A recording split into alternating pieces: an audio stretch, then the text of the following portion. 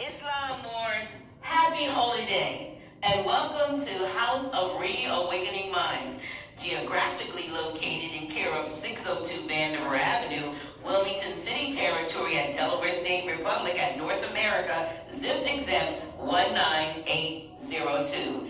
Sit back, relax, but get your pen and paper out so that you can study, study, study. We are reawakening minds, one mind at a time.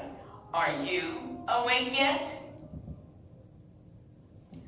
Islam. Islam Moors, happy holy day. Islam. And welcome to House of Reawakening Minds, geographically located. Anyway, you'll got the paper and pencil ready.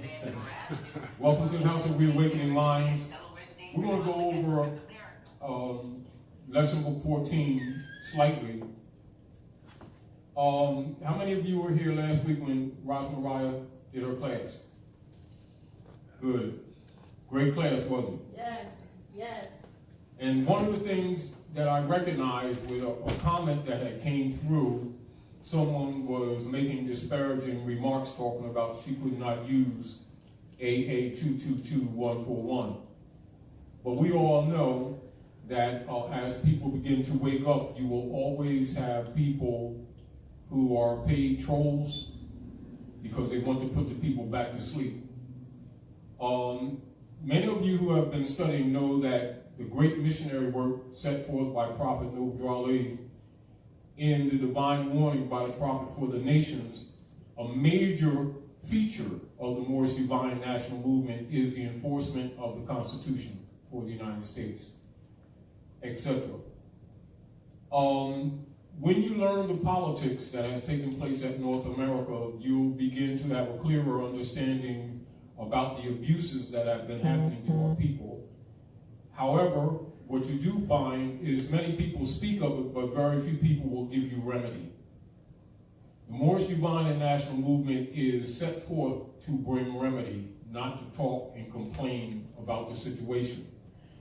It is to bring you to a consciousness of competence and a cognizance of your responsibilities to yourselves, to your forefathers and foremothers, and to the children to come.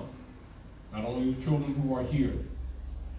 And I recognized long ago that watching how people respond to different things, that there was a great misunderstanding about the Moorish Divine and National Movement. And those of you who've had some of my literature, you'll know that I did a book addressing the misunderstandings about the Moorish Divine and National Movement. One of the things I did in relationship to enforcing the Constitution is logically recognizing why our Prophet Noble Ali registered the Moorish Temple of Science as a civic organization in 1925. And as you know, the Moorish Science Temple of America was adopted as its corporate name in 1928, which we'll see on the back of your questionnaire. The Prophet Noble Ali traveled the world, and he also, one of the important meetings that he held was in Havana, Cuba, with the rest of the representatives of the true Americans from the north to the south. Knowing that we're under colonial occupation, and knowing that many of the people in the north were falsely trained to believe that America was a country. It had to be made clear that there are many nation states at America. America's large continent that extends from the northern hemisphere to the central part of the planet into the southern hemisphere of the planet. It is a complete continent. Do not get confused with the construction of the Panama Canal, thinking that North, Central, South are separate. They are absolutely not. And they comprise the Maghreb, or what is called Morocco, the most extreme west of the Moroccan Empire, of which Hikuta, or what you call Egypt, is the capital dominion. And logically, it's important for the people to have a cognizance of both the history and law, in so much as it's necessary for them to have a mental cognizance of the territories.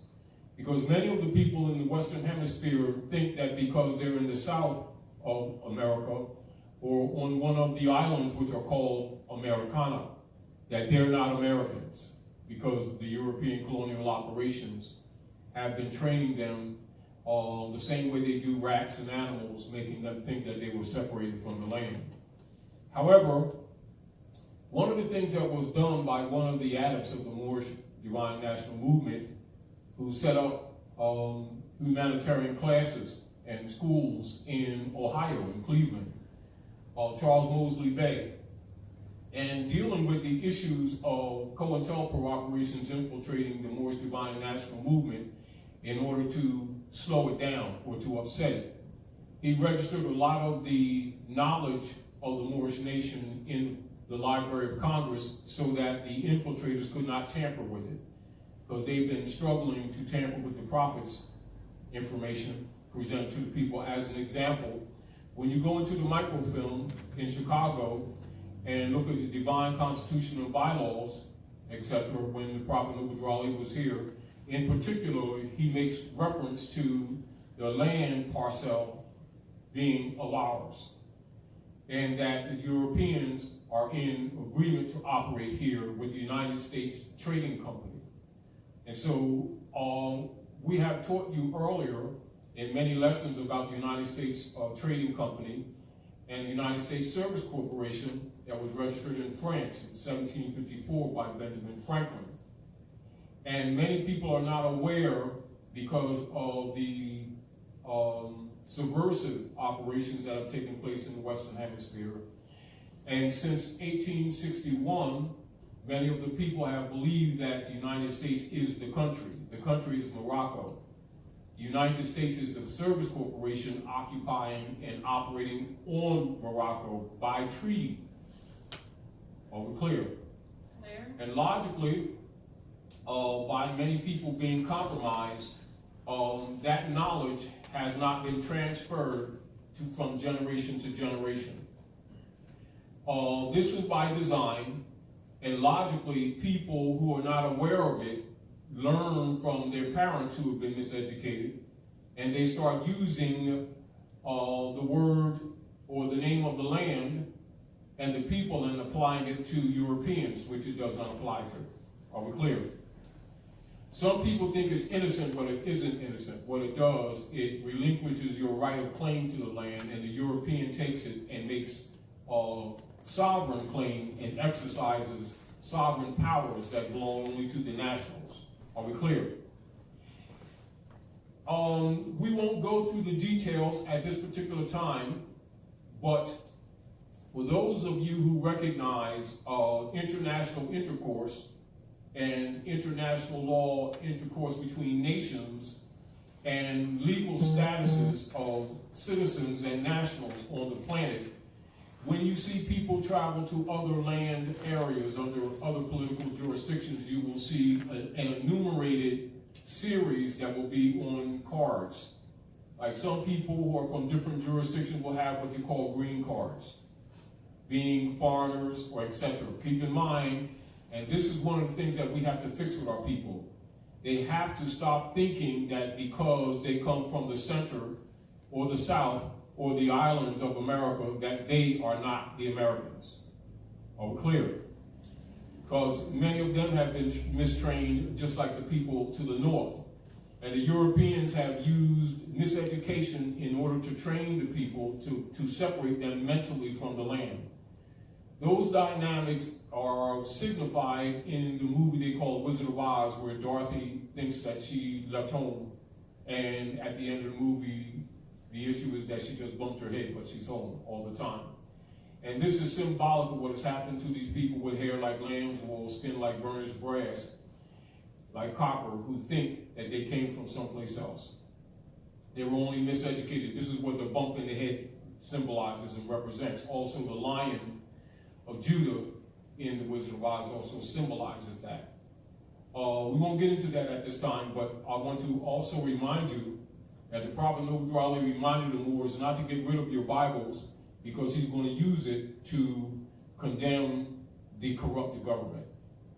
I'm going to share with you chapter 65 of the book of Isaiah in the Holy Bible, which is, those of you know, is the Heliotext, which is derived from Septuaginta, which is derived from the Book of the Dead.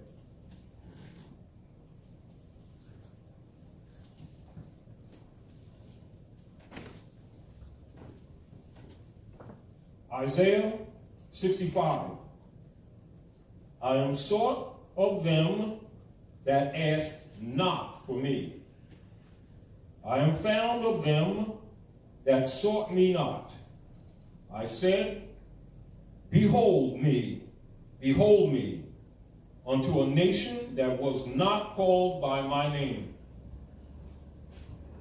I have spread out my hands all the day long unto a rebellious people, which walketh in a way that was not good, after their own thoughts, a people that provoketh me to anger, continually to my spirit and to my face, that sacrificeth in the gardens, and burneth incense upon the altars of brick, which remain among the graves, and lodge in the monuments, which eat swine's flesh, and the abominations, the broth of abominable things is in their vessels, which say, stand by thyself, come not near me, for I am holier than thou. These are a smoke in my nose, a fire that burneth all day. Behold, it is written before me, I will not keep silent, but will recompense, even recompense unto their bosom. Your iniquities and the iniquities of your fathers together, saith the Lord, which have burned incense upon the monuments, and blasphemed me upon the hills. Therefore, I will measure thy former work into their bosom. Thus saith the Lord, as the new wine is found in the cluster, and one saith, destroy it not, for a blessing is in it. So will I do for my servant's sake, that I may not destroy them all. And I will bring forth a seed out of Jacob, and out of Judah, an inheritance of my mountains, and mine elect shall inherit it, and my servants shall dwell there. And Sharon shall befold the flocks in the valley of Nehkar, a place for the herds to lie down in, for my people that have sought me. But ye are not they that forsake the Lord, that forget my holy mountains, that prepare a table for that troop, and that furnish the drink offering unto the numbers. Therefore, I will number you to the sword, and you shall bow down in slaughter. Because when I called, you did not answer. And when I spake, you did not hear, but did evil before mine eyes, and did choose that wherein I delighted not. Therefore, thus saith the Lord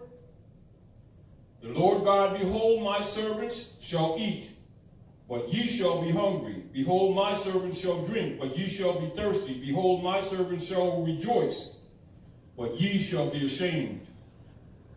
Behold, my servants shall sing for joy of heart, but ye shall cry for sorrow of heart, and shall howl for vexation of spirit. And ye shall leave your name for a curse upon my chosen, for the Lord God shall slay thee, and call his servants by another name. I want you all to complete this chapter of Isaiah 65 because it's talking about you. And that's these Asiatics that have been running around for these generations claiming to be Romans, using Roman names. and they refuse to honor their mothers and their fathers, and Rome has put their name on you as a curse and claimed your lost estate. Noble Ali came to restore that estate. Subject matter for the night is the enforcement of Constitution. And Constitution and treaty and law are one. How many of you read the Constitution for the United States at North America? Can you read Article 6 of that Constitution, please? Give her the mic, because I want you all to be clear on this, because I was talking to a brother yesterday, actually a brother and sister, or two brothers and sisters, and they're in a research, they have a research organization in Philadelphia area. And one of the things I mentioned to them is that many people address arguments complaining about the conditions of our people and have not read the Constitution nor done anything to enforce the Constitution. But yet they want to argue about constitutional rights. Can you read Article 6 of the Constitution for the United States, please?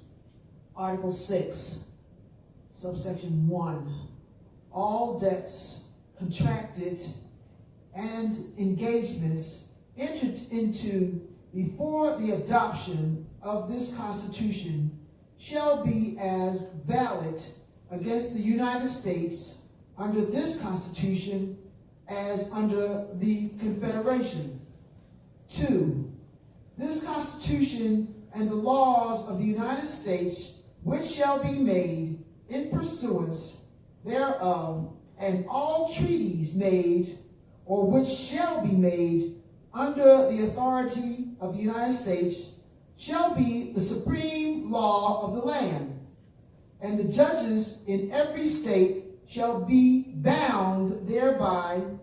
Anything in the Constitution or laws of any state to the contrary notwithstanding.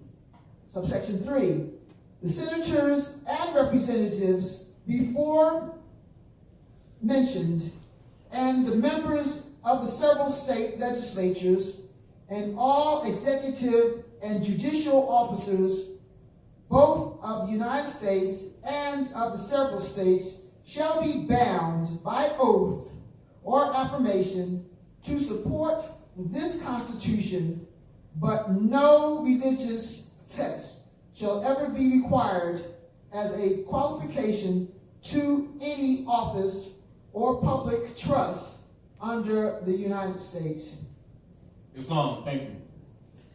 So people's concepts and misconceptions that the operations of law for the secured rights of people, which are divinely oriented, coming from your creators, through your mothers and your fathers, is where the principle of what is called common law is recognized and honored by nation states. For it is the relationship, your capacity to relate to the customs and traditions of your ancient mothers and fathers from time immemorial that establishes what is respected as the common law. And from the common law, the platforms of legitimate constitution principles are drawn, for they are based in maxims. Maxims of law, maxims of principle that do not offend any human being, for they're in harmony with the human species.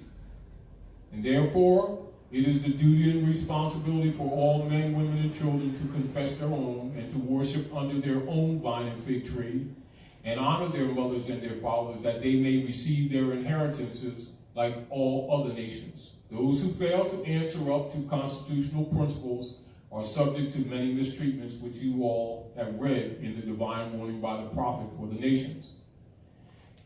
The unfortunate situation that we have is that many people confuse the issue of constitutional enforcement or the covenants between nations with what they think religion is. And then some with what they think religion is not. So as you can see in Article 6, no religious test shall ever be required. Are we clear? Because it has to do with divine right, not a belief system. Are we clear? but that's where the relation begins and it ends. Are we clear? Clear. Now, understanding that we have suffered in the Western Hemisphere under the Spanish Inquisition, European occupation, a lot of information has been and is continually being deliberately suppressed. The Moorish Americans, the direct descendants of the ancient Moabites from the land of Canaan, who, by ancient edict, were permitted to occupy the Western Hemisphere of Amexem when the Atlantis was a river, before you had the great tectonic shift of the cocoa plates. And those of us who crossed the river with the great superdevere, which is the dividing of the land between Ham and Cush, are called Ibri, or the Ibri, those who cross over. Are we clear? Clear. This is where they have in the Bible and in the older books, in the Vedas, in all the other books, what they call Hebrew, which is improper. It's Ibri, and it's not a religion, and it's not a belief system. It is the people who crossed over the great river before the shift. So you are the Ibri in action, not a different people. Is that very clear? Many people who use the book, the Septuaginta, and the Bible have misused it and made the people think it's a religion, and in doing so have disconnected people from their estate. Are we clear? So take no offense, because it's not meant to be offensive. It is to correct the record, because if you do not correct the record, the heirs of the estate will be continually declared as incompetent and non-descendable.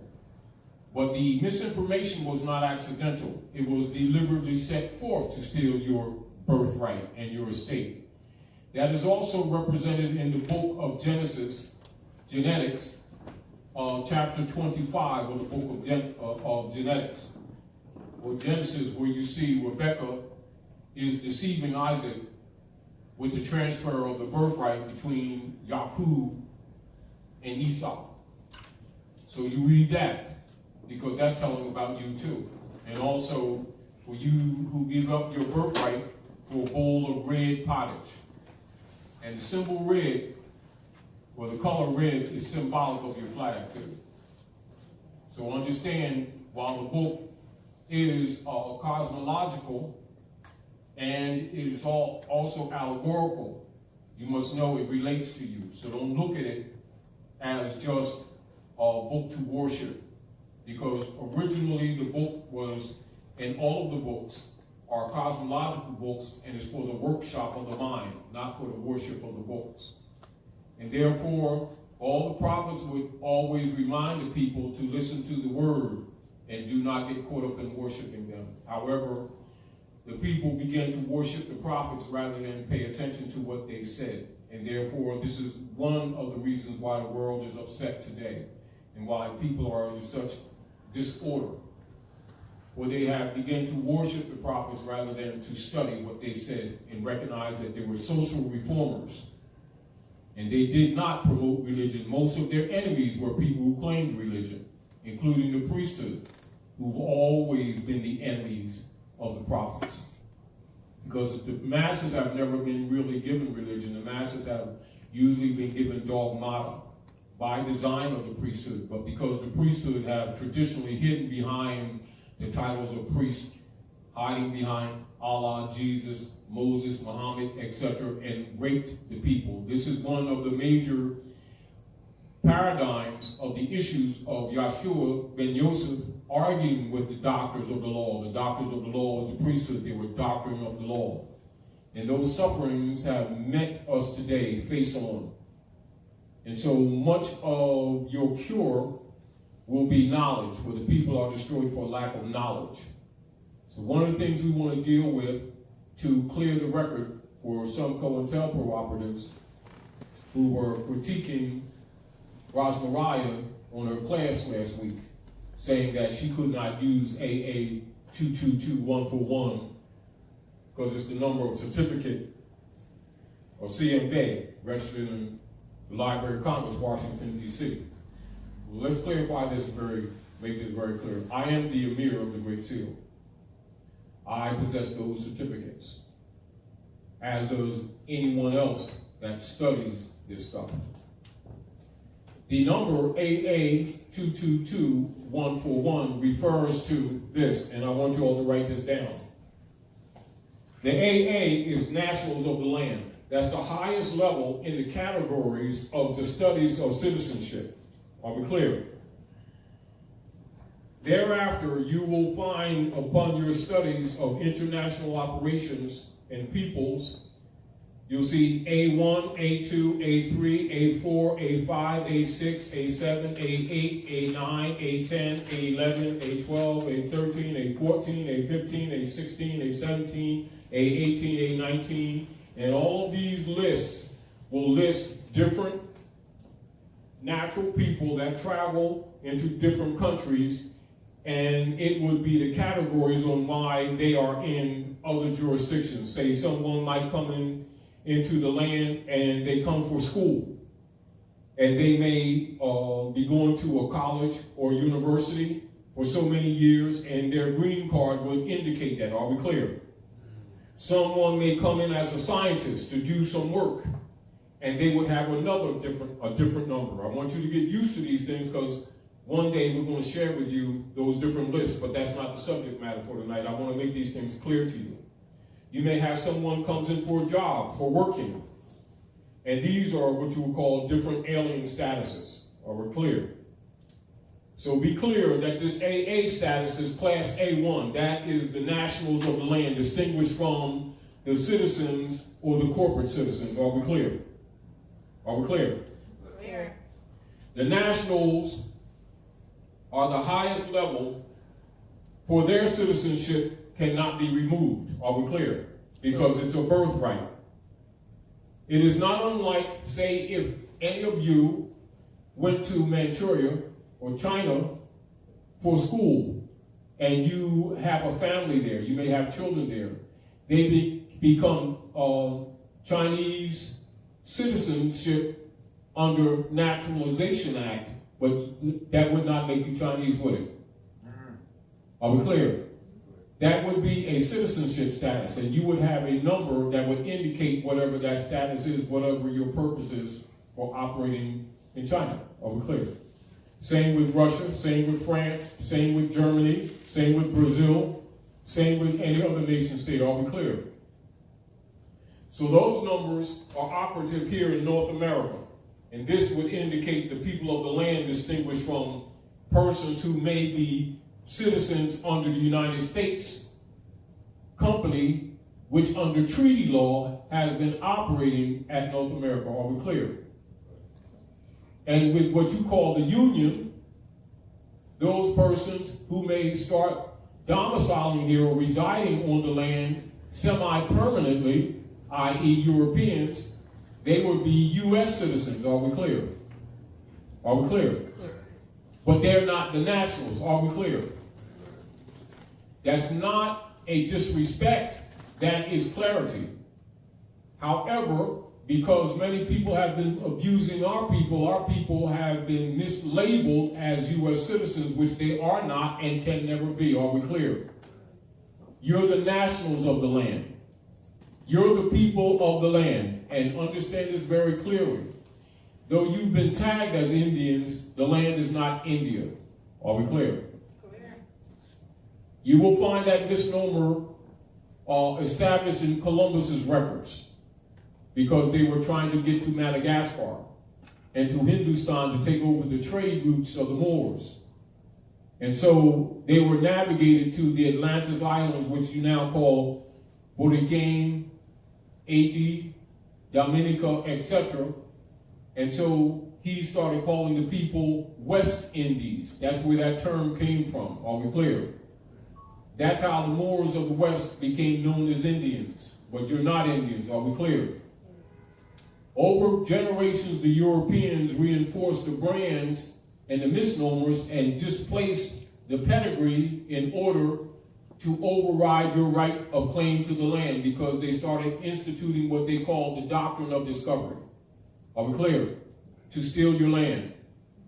Islam, Abdullah, Yeah. can you give Abdullah the mic, please? Yeah, I'm going to add to what you were saying. There's a book called the Medieval India Under Mohammedan Rule. Medieval India Under Mohammedan Rule, 712 to 1763. Stanley Pope. Medieval India Under Mohammedan Rule, 712 to 1763. Stanley Poole, Poole. Moors ruled modern-day India, all right, for 1,000 years. So I'm just giving some support to what Taj is saying. The land Sindhu. India, the name India has been anglicized. We have Sindhu, which is Sanskrit. We Arabicized it to Hindu. The British, when they took over in 1760s, they anglicized it to India. The Order of Christ. Order of Christ was established in 1338. They are refashioned, the Knights Templar were refashioned as the Order of Christ. Yes. They took over the spice trade of the Moors. The Spanish Moorish mill, the Moorish mill, a coin, was the most powerful coin in the world. The dollar, not the piece of paper, silver coin, gold coin. The measurement, the weight of the dollar was based off the weight of the Moorish mill. What I'm saying is we have tremendous power, and that power is still in effect. Yes. All right, peace. Thank you, Abdullah. Moors, M-I-L-L. Moorish This mill. is why you see when The book, the title of the book, Medieval India,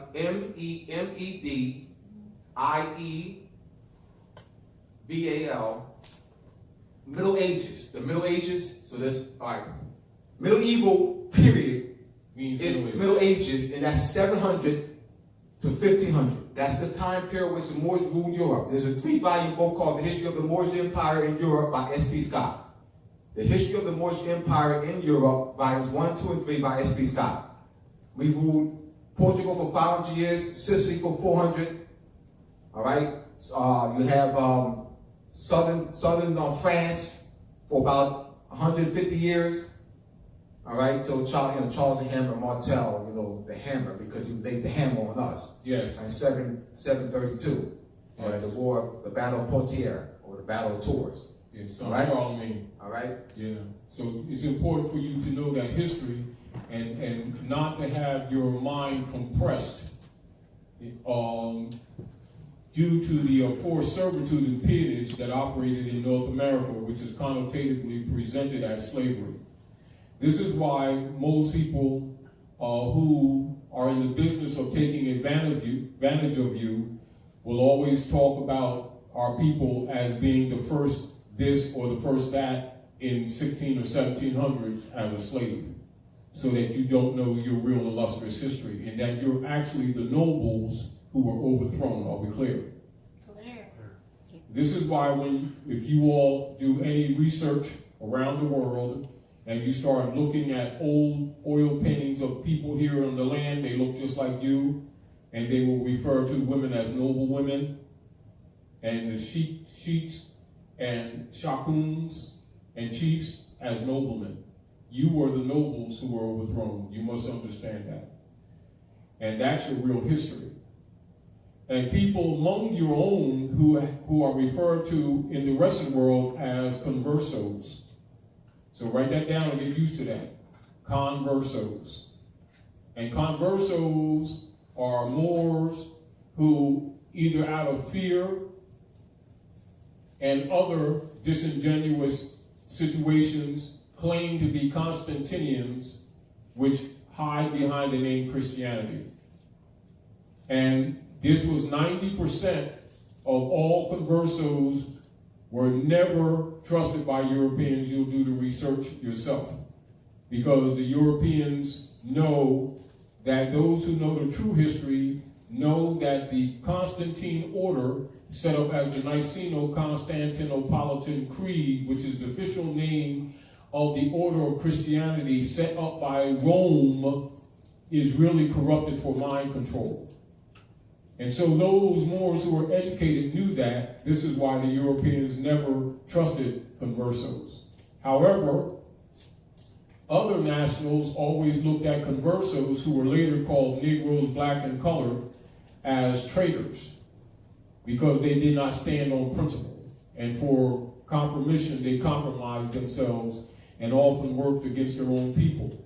However, the conversos who adopted the Constantine order, hiding behind the name Christianity, were usually chosen as overseers against their own people. And this is where your preacher class came from in North America. They even set up colleges that, you do the research, they set up colleges, and this is where all of your early so-called Negro preachers graduate from. And the school was set up specifically for that caste, for keeping our people under the mind control and hiding behind the name Jesus, knowing that that's a password.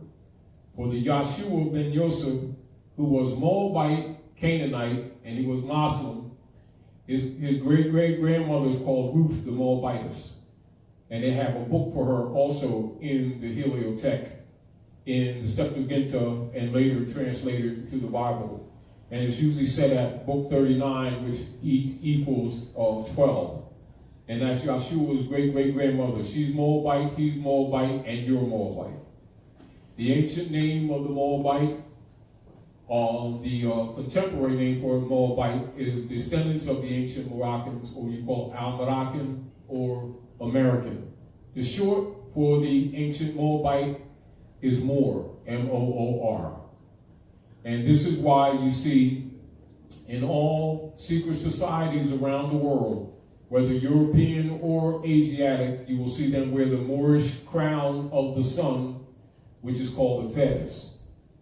And that crown of the sun, called the fez, is usually dressed in jewels, and they will tie the tassel down. In representation of the universities that have been built all around the world, the oldest university on the planet Earth is in Morocco. You can look that up yourself. You can look it up on the internet. The European will tell you it himself. And then they give you a geometric duplication of the fez in the shape of a square with on top of a kufi, and it's called a cap and gown when you graduate from school or university. And you will see a stitch line going on the oblique of the cap and gown, something like this, on the oblique. You all have this? All right.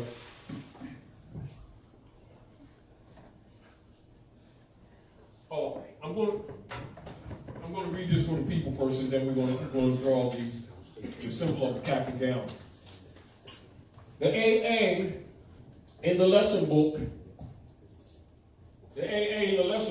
is the highest level of citizenship that's there. The highest level of citizenship would be the national. That's the people of the land, distinguished from people who may be citizens of the United States. Are we clear? All right, are we clear?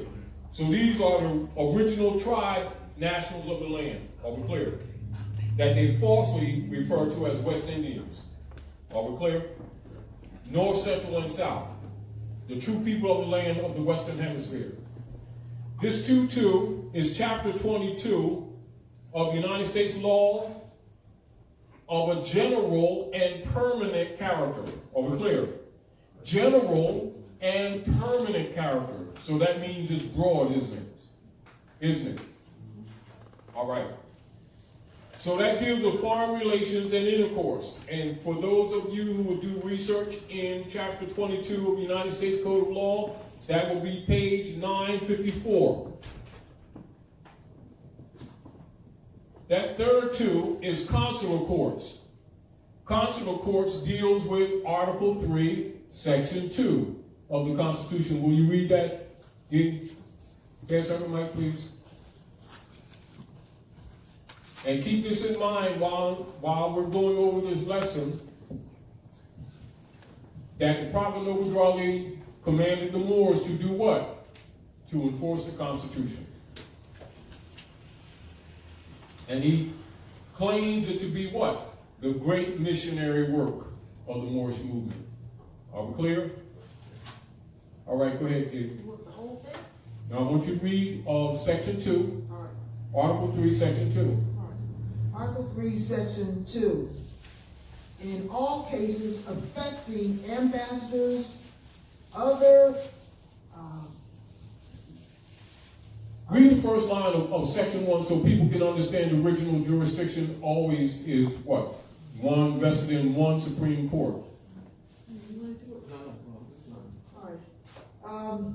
Section 1. The judicial power of the United States shall be vested in one Supreme Court, and in such superior courts as the Congress may from time to time.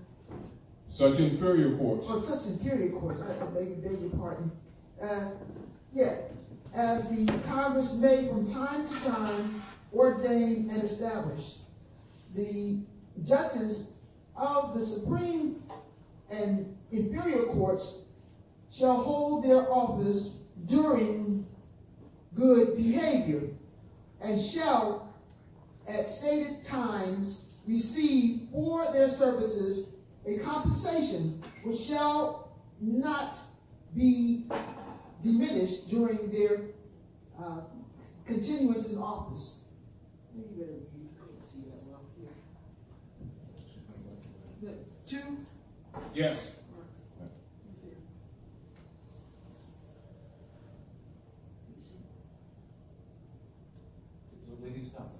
Section 2. Section 2, all right. Yes. All right.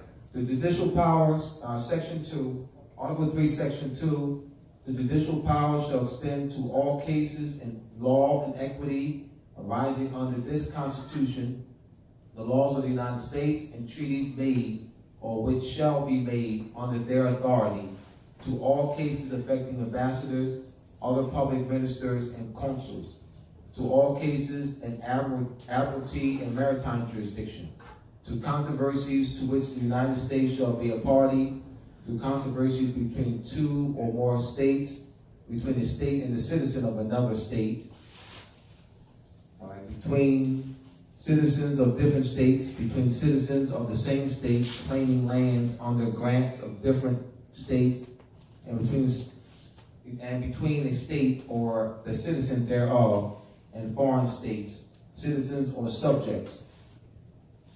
And so as you can see, that is a foreign and international jurisdiction.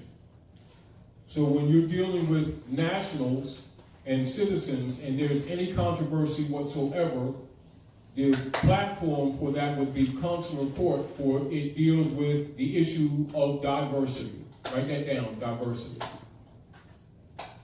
And get used to it. And so when you're dealing with the citizens of different jurisdictions that are operating on the land, whenever there's a controversy or an issue between them, it comes under constitutional law. Article 3, Section 2. And the venue is consular court. And so that's that third 2 that you see in AA222141. However, for those of you, and particularly the baby girls, because they're young and they haven't been made aware of these things, in 1954, Dwight D. Eisenhower shut down consular courts. Are we clear? In order to hide this information. Are we clear?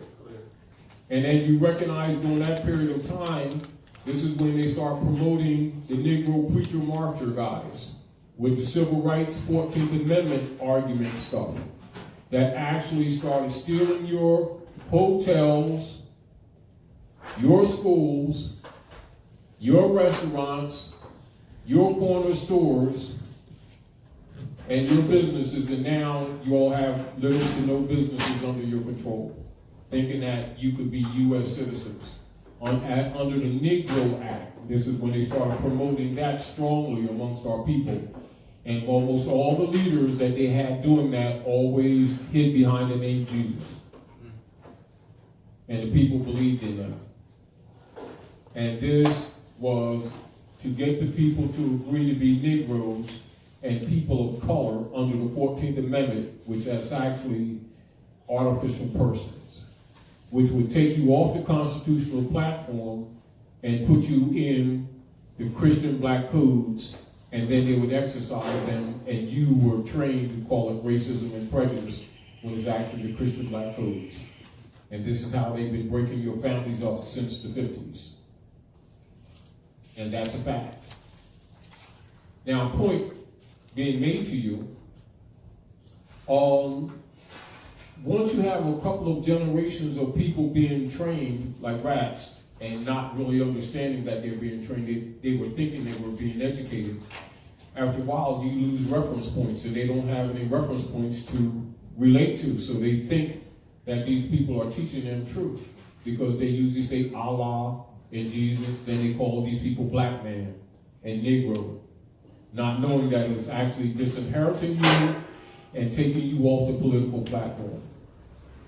Also recognizing that many scholars among our own, knowing that our people don't have some of this literature available to them, and many of them have difficulty reading because they were disallowed proper reading skills and definitely not taught etymology, so they could not cross-reference persons who are claiming scholarship.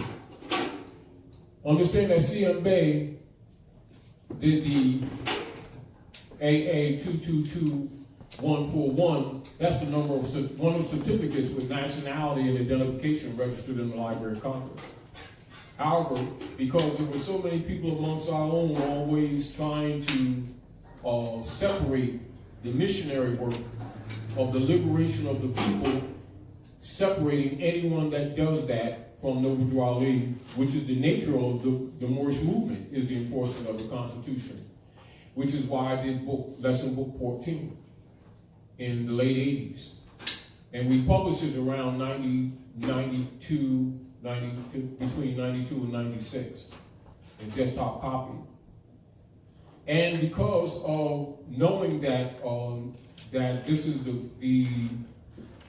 most true level of the politics operating at North America, that many people thought and would think that it's a religious belief and would reject it on that surface because that's their training. And so I separated the books, and lesson book 14A1, Protocols of Liberty, which I'm getting ready to publish very soon, is the other half of this book. But because immediately when Rosamond did that great class last week, and then you had trolls coming on saying that she could not use that, so that they cannot misinform people who are listening and people who come to these forums, I brought out the lesson book to show you what it relates to. It is not the certificate. The certificate just has that matching number. Are we clear? And so what I did is research what it related to. So that is what it relates to. AA, Nationals of the Land.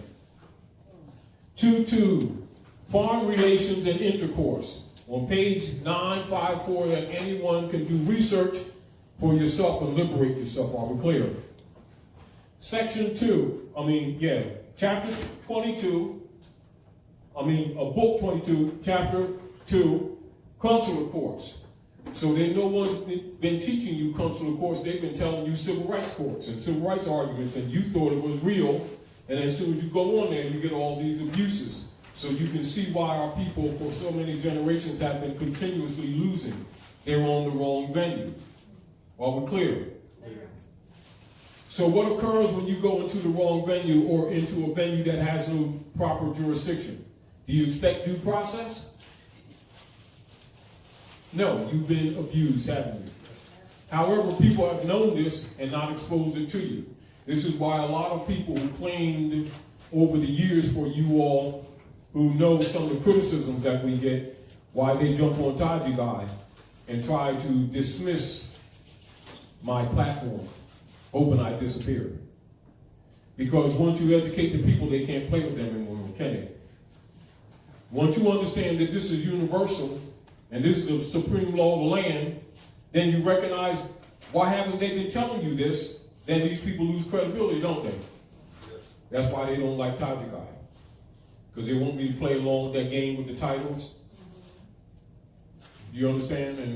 And get full pockets while helping to miseducate our people to their injury, and put a bunch of plaques on the wall. People think you're great and you're screwing your own people. While the rest of the world wondering what the swell is wrong with us, what's taking us so long. And then we're marching all over the place, starting a whole bunch of organizations to deal with the problems when you should have reestablished consular court. You see the point? Now, logically, if the parent doesn't know, you can't teach the babies, can you? Can't teach them what you don't know. Right. Then they grow up and they get into the world, and the state claims their children before they're even born as wards of the state, abuse them all over the place. Then they go to these family courts, which are private human trafficking venues. They're illegitimate and incompetent courts for unum sanctum policy. Then they start another organization to march and pray, wasting their time, while their leaders know that this was the problem all the time. So that you understand that this is the foundation law of the land, you also know, I know most of you know, that this is not being taught. And most of you, even those of you, many of you who study constitutional principle, weren't aware of this. That's why I did this lesson. Are we clear? Clear. But knowing that they have funds and they have organizations and law firms that actually wrote articles on me, calling me the Fourth World War for exposing this information. They have this COINTELPRO operation of CIA called the Southern Poverty Law Firm that wrote an article for said I made this stuff up. But they're counting on people not knowing or not having reference. Are we clear? Clear. So now you have reference and even the page. So this is my position. Prove me wrong. However, in doing so, you will understand better the divine warning by the prophet for the nations and recognizing that C.M. Bey was not countering Noble Drew Ali, was he? No. He's teaching the civic platform that you should have been taught in the schools that Noble Drew Ali declared as chartered parts of the Moorish Science Temple of America, most of which have never been established. It's an uncomfortable truth, but most people aren't willing to admit it. They're more willing to try to protect the clubism rather than liberate the people. Are we clear? Clear. It's important recognizing this when I first came into the movement is why I founded the Round Table, because I immediately recognized that, because I always had a library, and my father was a reader. And so when I came into the Moorish Science Temple of America, I didn't come in with closed eyes. I didn't come in as a dummy. So I immediately recognized by different things people were saying that they were traitors amongst us. But I was in no position, I just came in. I was in no position to tell the grand governors of the Moorish movement all over this country what they're supposed to be doing and what not do. But I also knew that I wasn't going to submit to misrepresentation. So I set up the Round Table in '82 to do what I was doing anyway, because I was doing research anyway. The Moorish Divine National Movement gave me a platform. And then when I started doing research on Noble Drew Ali, I recognized how deep he was. But I also recognized many people were misrepresenting him. But I also recognized when I wrote, most of the stuff, like these lesson books, I actually did for my children. And actually, that brother back there, Brother Abdullah Iltalib Mosey Bey, suggested I start sharing it with the public. Is that not right, Gilliam? Yep. And we started a paper, a newspaper, Out the Rock and Star. And also, I have information that was handed to me directly by Grand Sheikh Hamid Eel, who was the last Grand Sheikh to walk with Prophet Noble Drew Ali in Newark, New Jersey. And it is he who gave me, out of his own off his own wall, charter, the bylaws. He gave me the Quran out of his desk. That's the first time I met him and the last time I saw him, when I went to visit in Newark, New Jersey. He says, I know you're going to do something with it. And what it did, it reinforced what I already do in my own heart and mind. But I also recognize that when you tell the truth, a lot of people don't like you because they want you to play this game, this ego game, or because you got a title, you know, and everybody walking around with badges and sashes, and they're looking important, and the people are suffering. Well, I'm not comfortable with that.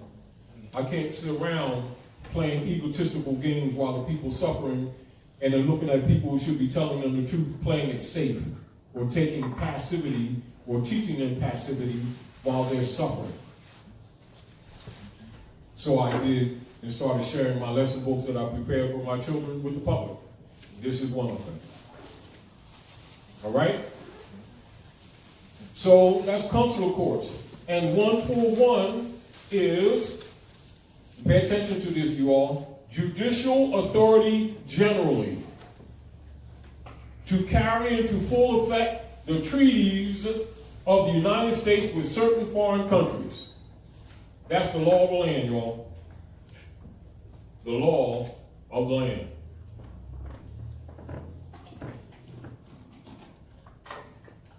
And I'm going to read a little bit more to you from the lesson book after I do a sketch. I'm going to do a sketch of the fence I told you earlier.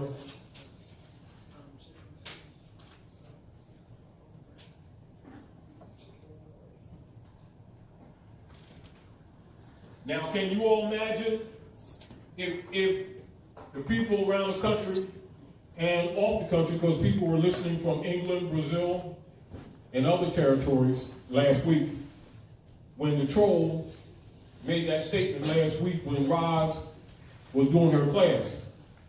If the masses knew that, what would they have done with that person? They would have recognized that that person was an operative. But not having this knowledge, they would get caught in that gray area, and that creates what is by design called, in military terms, schism.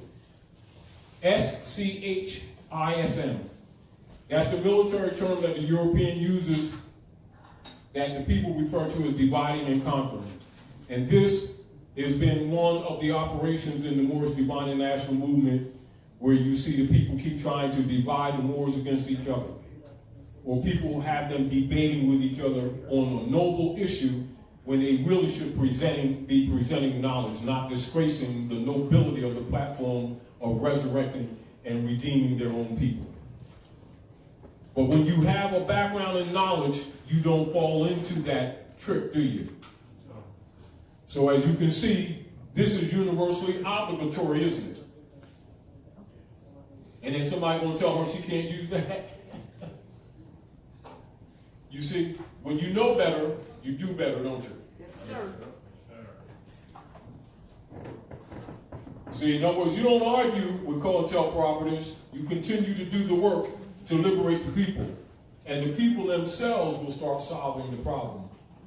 This is why the Europeans, a lot of times when he gets frustrated, when we keep marching and praying and complaining about what the European is doing to you, and he says, why don't you all leave us alone and go back to your Negro black leaders that keep selling you all back into slavery?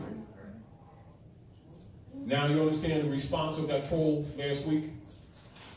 Trying to talk about they're going to start some legal action for her using AA222141.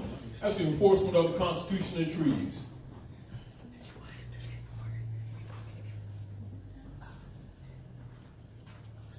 But again, you know, we must be persistent and regular in doing the best we can to educate the people, to liberate them from European occupation, as well as co-intelcooperatives amongst your own. CIA has a 6-point budget. One of those points of budget is for Negro and black leader trolls. And so when someone comes to liberate you, automatically a troll will come out to try to bury you again. Are we clear? Clear. So we try to give you information so you recognize that, meaning that although I wrote this book, understand that knowledge is not mine. It belongs to you. Are we clear? Are we clear? Clear. Persons who have titles, sheiks, grand sheiks, assistant grand sheiks, moderators, chairmen, so-called leader girls and leader guys are obligated to teach you civic knowledge, which is constitutional enforcement. Are we clear? Which is at the heart of the Moorish Divine and National Movement. It's at the heart of the movement. Noble Drew Ali established the Moorish Holy Temple of Science, which is the Moorish Temple of Science, 1925, as a civic organization. The old Canaanite Temple, established in 1913, on up to the Moorish Temple of Science, 1925, and the Moorish Science Temple of America, 1928. And Noble Drew Ali veiled his form 1929. So the Moorish Science Temple of America, as his corporate name for the Moorish Temple of Science, existed exactly 1 year during the span of Noble Drew Ali's life. All the rest of the time was civic. And the Moorish Science Temple is a religious affidavit under Heard's law. So it established government, actually. Are we clear? Clear. So that's to inform you, because you're going to have COINTELPRO operatives who are constantly going to try to misrepresent this movement while claiming to be leaders in the Moorish movement. So I'm giving you facts so that you can be liberated in your own mind. Are we clear? Your nationality is a birthright. It is not an owned clubism by anyone. Are we clear? Noble Drew Ali established the Moorish Divine and National Movement to re-inform you of your pre-existing nationality and birthright that exists before you were born, before the organization was set up. Are we clear? It is a vehicle for dispensing this information. Are we clear? And he said, go back to that state of mind of your ancient mothers and fathers, and when you do, you will find these things out. However, knowing that there's so much compromission amongst us, it is the only reason why this information is controversial. Are we clear? Because when you start liberating people, they stop supporting institutions that they discovered wasn't really supporting them. This is where it talks about in the Bible when they talk about the apostasy taking place and the people going to start falling away from all them institutions when they discover they've been getting screwed by these institutions claiming Jesus, God, Allah, Moses, Muhammad, everything, and they've been playing you and raping you. Well, this is the covenants of the land. Are we clear? Now, I want to also share with you from the journals of the House of Representatives, and this is 1789, 1790. The next time you all come and make sure that you have a copy of this, all right? And especially for the baby girls, because it's very important.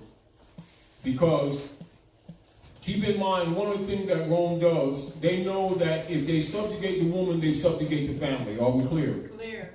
This is why these organizations that are being claimed as religious organizations always suppress women. But they always want you to come and throw some finance in the tray. And they always want you to come and bring your babies and do a salami bologna for them and then lie to them and tell them that Jesus got a bank account at Chase Manhattan, which he does not. They do that. They've been lying to people forever. And it's time for the priesthood to be exposed for just who they actually are.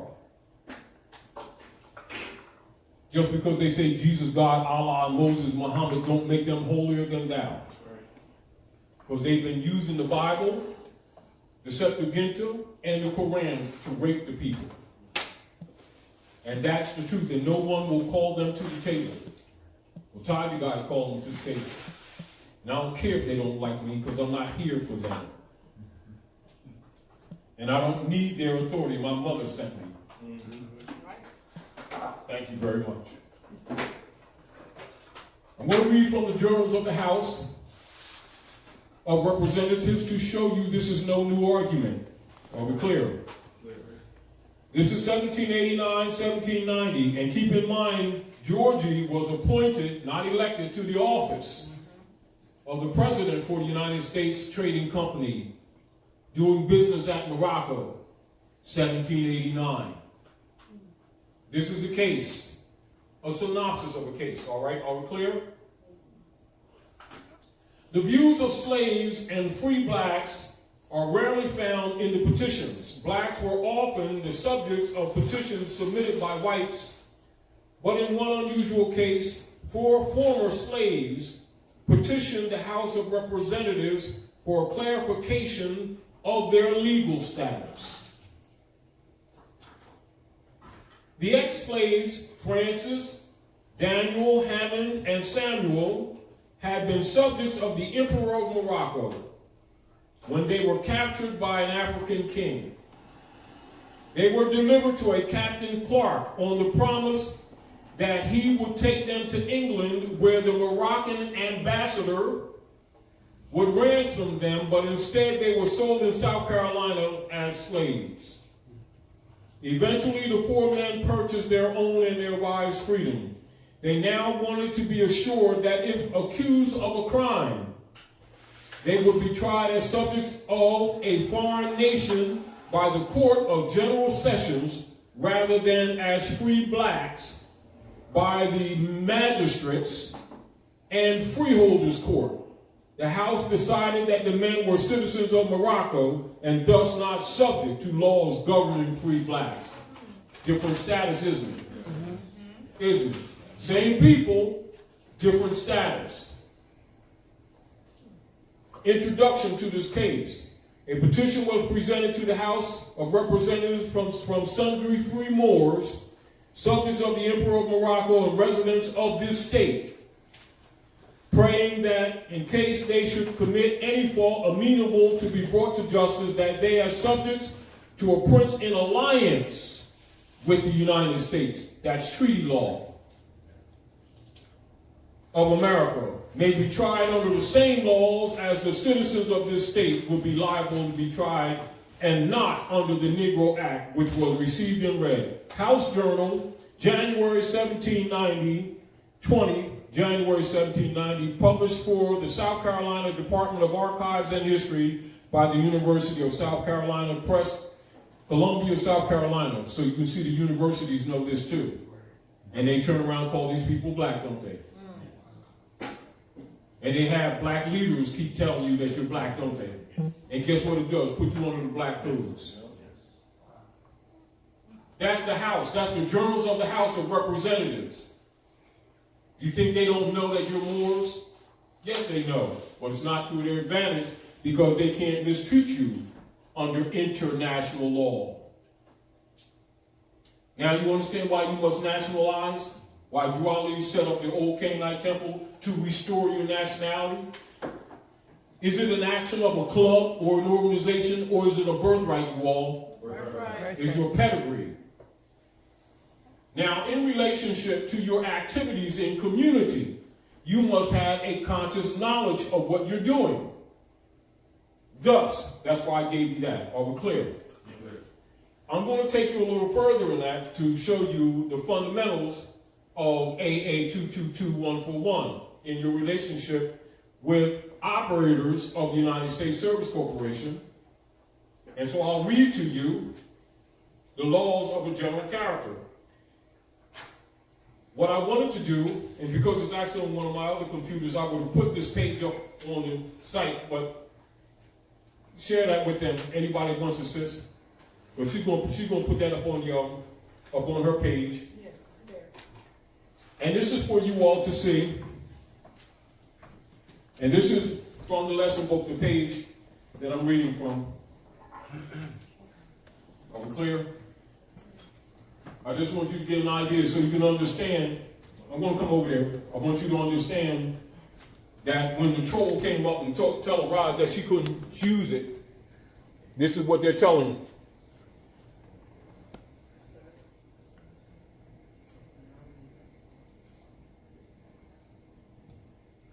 All right? Now, understand it is your duty and responsibility as Moorish Americans, and as people of the land, to enforce the Constitution. Because it's the duty of every man, every woman, and every child included to confess their wrong. So even children are not excused. Are we clear? However, people who have titles ain't been teaching you, and that's what their titles are for. Them titles don't belong to them, they belong to you. Are we clear? So when people come around talking about their grand this and grand that, them titles belong to the people and to the people alone. And they only to be used when they're in service to the people. Are we clear? They're not above you, they're your servants. And anyone who violates that should be removed from office. Anyway, the Code of the Laws of the United States of America of a general and permanent character. I want you to look up both of those words. I'm not going to go through it right now, because you need to understand what that means. It's general, which means broad, and it's permanent, and it don't mean it ends yesterday. It is consolidated, codified, set forth, and published in 1935. This is again. Are we clear? In the 159th year of the Republic. It doesn't say the democracy. The Republic.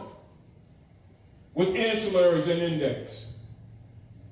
Now, the treatise and commentary given by myself when I wrote this book is Charles Moseley Bey, PhD, LLD, 3rd, 33rd, and 360-degree Mason, free Moorish master astrologer and Moorish constitution lawgiver, isonomy, has copyright certificates registered in the United States Department of Justice under Truth A1, Library of Congress Copyright Office, which reveals at law the conditions of intercourse between the indigenous Moors and the occupational European nations, with whom the Moors have treaties. This affirms the pre-existing status of the Moors in all matters of interchange, commerce, and law with the European side of the nation. The specific copy certificate of note, Clock of Destiny, Moorish American Nationality Card of Identification with Zodiac Constitution has registration number AA222141. And so you can see it correlates with the enforcement of law. It does not set the law. The number of the registration correlates with it. Are we clear? Outside of that, it has no relationship. Are we clear? I made the relationship to bring the consciousness to you. Are we clear? So that's Taj Guy, not CM Bey. So when the trolls try to criticize Roz for using that number, she has a right to use it, because that's my book. And she prints Taj Guy's book too. And that's international law. Are we clear? And treaty enforcement. Just as Prophet Nuh commanded the Moorish Americans to do. And those who are enemies of the Prophet logically are not going to tell you that. They will promote the schism to try to make divisions amongst us. Are we clear? That's why I did the book. And that's also why I separated the book in 1996, because I already knew COINTELPRO would be there, and they have all the finance behind them and the organizations and the CIA. And all Taj Guy has got a brain. That's why I separated them. I'm getting ready to hit them again with the other half. They might have the finance, but I got the brain. And I'm not playing with them. Now, what those numbers represent is, this number refers to the Code of Laws of the United States of America of a general and permanent character, in force January 3rd, 1935, 1934 edition, title, Chapter 2, Title 22, Chapter 2, Section 141, Foreign Relations and Intercourse. Logically, that enforces Article 3 of the Constitution for the United States of America, Section 2, because you're dealing with what? Treaty law enforcement, foreign states, persons, jurisdiction, which Sister D read for you. So they can't say that Taj Guy made that up or Noble Ali made that up. They ain't got nothing to do with belief, does it? has to do with enforcing that Constitution to protect your birthright, which is unalienable. And they've been putting liens on your birthright under commercial platforms. So what the Section 141 deals with is judicial authority generally to carry into full effect the provisions of the treaties of the United States with certain foreign countries. Hear this out, you all. To carry into full effect the provisions of the treaties of the United States with certain foreign countries, the ministers and the consuls of the United States in China, in Siam, in Turkey, in Morocco, and that's emphasized because you're at Morocco, Muscat, Abyssinia, Persia, and the territories formerly a part of the former Ottoman Empire, including Egypt. Go to chapter 47, y'all, of the Holy Quran. Duly appointed to reside therein shall, in addition to other powers and duties imposed upon them, respectively, by the provisions of such treaties, respectively, be invested with the judicial authority described in this chapter, which shall ascertain to the office of minister and consul. Now you understand why Grand Chiefs wear black hats? Because they're also muftis. They're supposed to be enforcing the law. So on one level with the people, they take them back to the ancient principles of maxims, which is called divine law. Are we clear?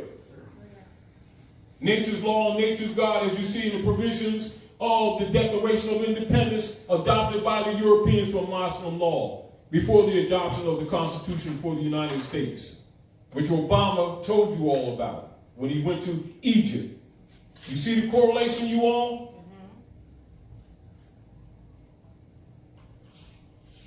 So therefore, and therein shall, in addition to other powers and duties imposed upon them, respectively, by the provisions of such treaties, respectively, be invested with judicial authority described in this chapter, which shall appertain to the office of minister and consul, and be a part of the duties belonging therein, wherein and so far as the same is allowed by treaty, and in accordance with the usages of the countries in their intercourse with the Franks, emphasized, or other foreign Christian nations. And then it gives you multiple subsections of law. So you can see Christianity is not a religion, it's a political platform.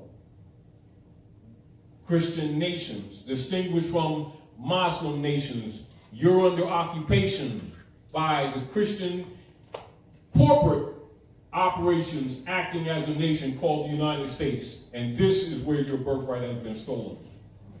That's why I did this book. To clear that up, because I already knew that people was going to misrepresent it. So I had to outthink them. Because they have all the packaging, all the finances, the banks, all the leader guys, the leader girls, all the masons, Eastern Stars, matrons of the church, all the mosques and the synagogues, 32 degrees, 33 degrees. They got all the finance to kick back, the 501c3 with Lyndon Baines Johnson. All Taji guy was a barber and a carpenter. But I still got a brain.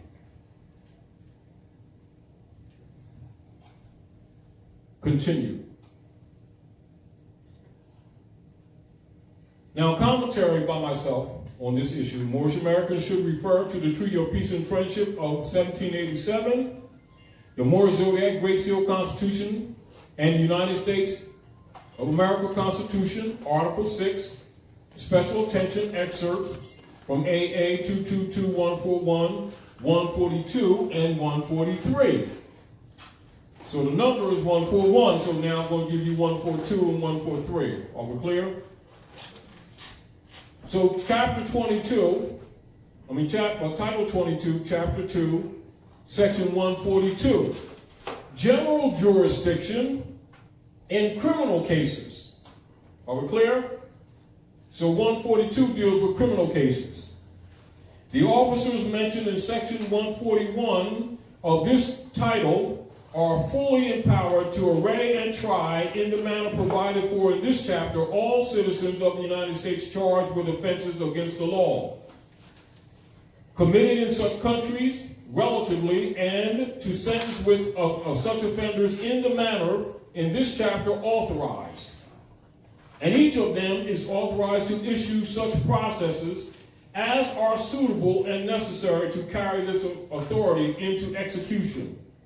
That's subsection 4084. Chapter 22, Title 22, Chapter 2, Section 143. General jurisdiction in civil cases. So that was general in criminal, now we're dealing with civil. Such officers are also invested with all judicial authority necessary to execute the provisions of such treaties respectively in regards to civil rights. They didn't tell you that civil rights was what we listed under this, did they? Did they? No. They took you to that 14th Amendment, didn't they? So they lied to you, didn't they? Whether of property or person, I'm going to repeat this, so let's get this very, very clear. And this is for the trolls that are paid by the CIA to keep countering this, and those who try to criticize Roz last week, talking about she can't use this. Such officers are also invested with all the judicial authority necessary to execute the provisions of such treaties, respectively. In regard to civil rights, emphasized and underlined, whether of property or person, and they shall entertain jurisdiction in matters of contract at the port where or nearest to which it was to be executed, and in all other matters at the port where or nearest to which the damage complained of was sustained, provided such port be one of the ports at which the United States are represented by consuls. So they've been telling our people you want counsel and then sending you a lawyer, wasn't they? It's supposed to be a consul.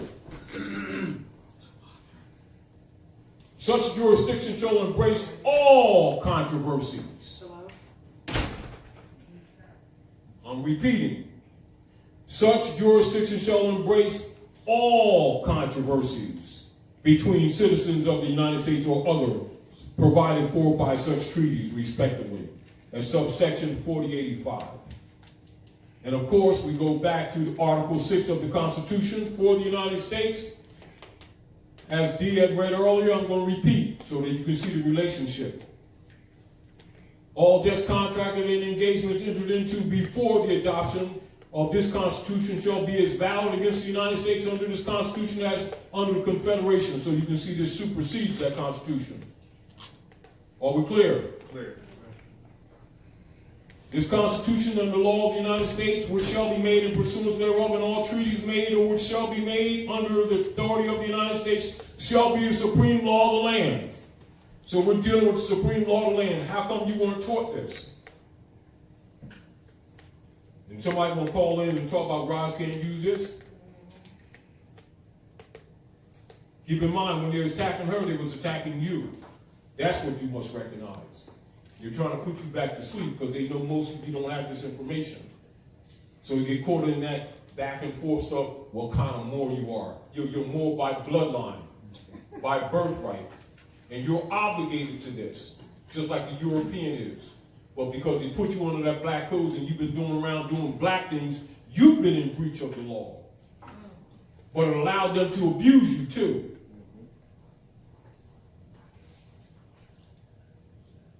Are we clear? Clear. So don't play victim because you're responsible to this information. You just haven't been taught. But thankfully, Dr. Nailah made the House of Reawakening Minds for you to get this information and other information that other people dance around. Because truth is controversial. People don't exactly like you when you tell the truth.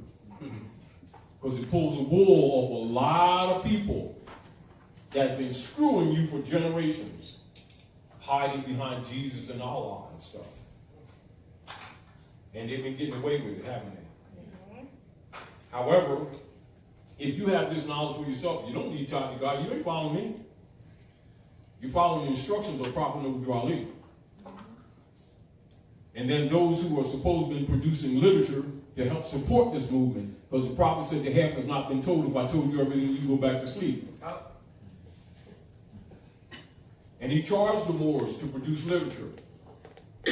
He said, in order to change these people, you must change their literature. So all these grand chiefs and governors of the Moorish Science Temple of America don't need to talk to you. You're supposed to look at their literature. How come you weren't told these things? Do I need to critique them, or maybe you should critique them for sacrificing a lot of generations, haven't they? A lot of our people have been suffering for lack of knowledge. Because everybody want to play games with them, but they want to take your finance, don't they? They want you to be members of a club, not of your nation. It's a Moorish divine and national movement. It's not a club movement. It's a restoration of a nation state where it's what nationals have been negligent of their duties to answer up to the constitutional fold of government. This is why in recent year or two that we've been reestablishing the argument of the restoration of the consular courts, because that's the proper venue. Are we clear? Clear. But if you abandon it, that lets the European run wild, don't it? And that's why he's been doing this, what? 14th Amendment person that the people have been calling the straw man in the Wizard of Oz. And he's been playing God at your expense, stealing your gold, the yellow brick road. That's the old Silk Road that they took over of the ancient Asiatics that spanned the entire land from southern Asia to northern Asia, Asia Seoul to Asia Nor, that you call now Africa to China, across the Atlantis, even to North, Central, and South America, the old Silk Road, what in the Wizard of Oz they called the Yellow Brick Road. Just follow the Yellow Brick Road. Just follow the Yellow Brick Road, Dorothy. They even make fun of you because they know that your own people have sold you out. But you believed in them because they keep saying Jesus and God and Allah.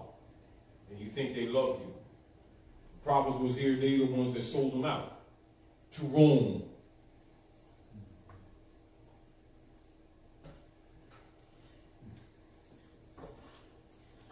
So anyway, this Constitution and the laws of the United States which shall be made in pursuance thereof, and all treaties made and which shall be made under the authority of the United States shall be the supreme law of the land, and the judges in every state shall be bound thereby. So you can see these judges are bound to this, aren't they? They've been playing dumb, haven't they? Now you understand why they set up the U.S. democracy platform, so they could be corrupt and protect their corruption. Your duty is to enforce the Constitution for the United States under the laws of the Republic. Are we clear? Clear.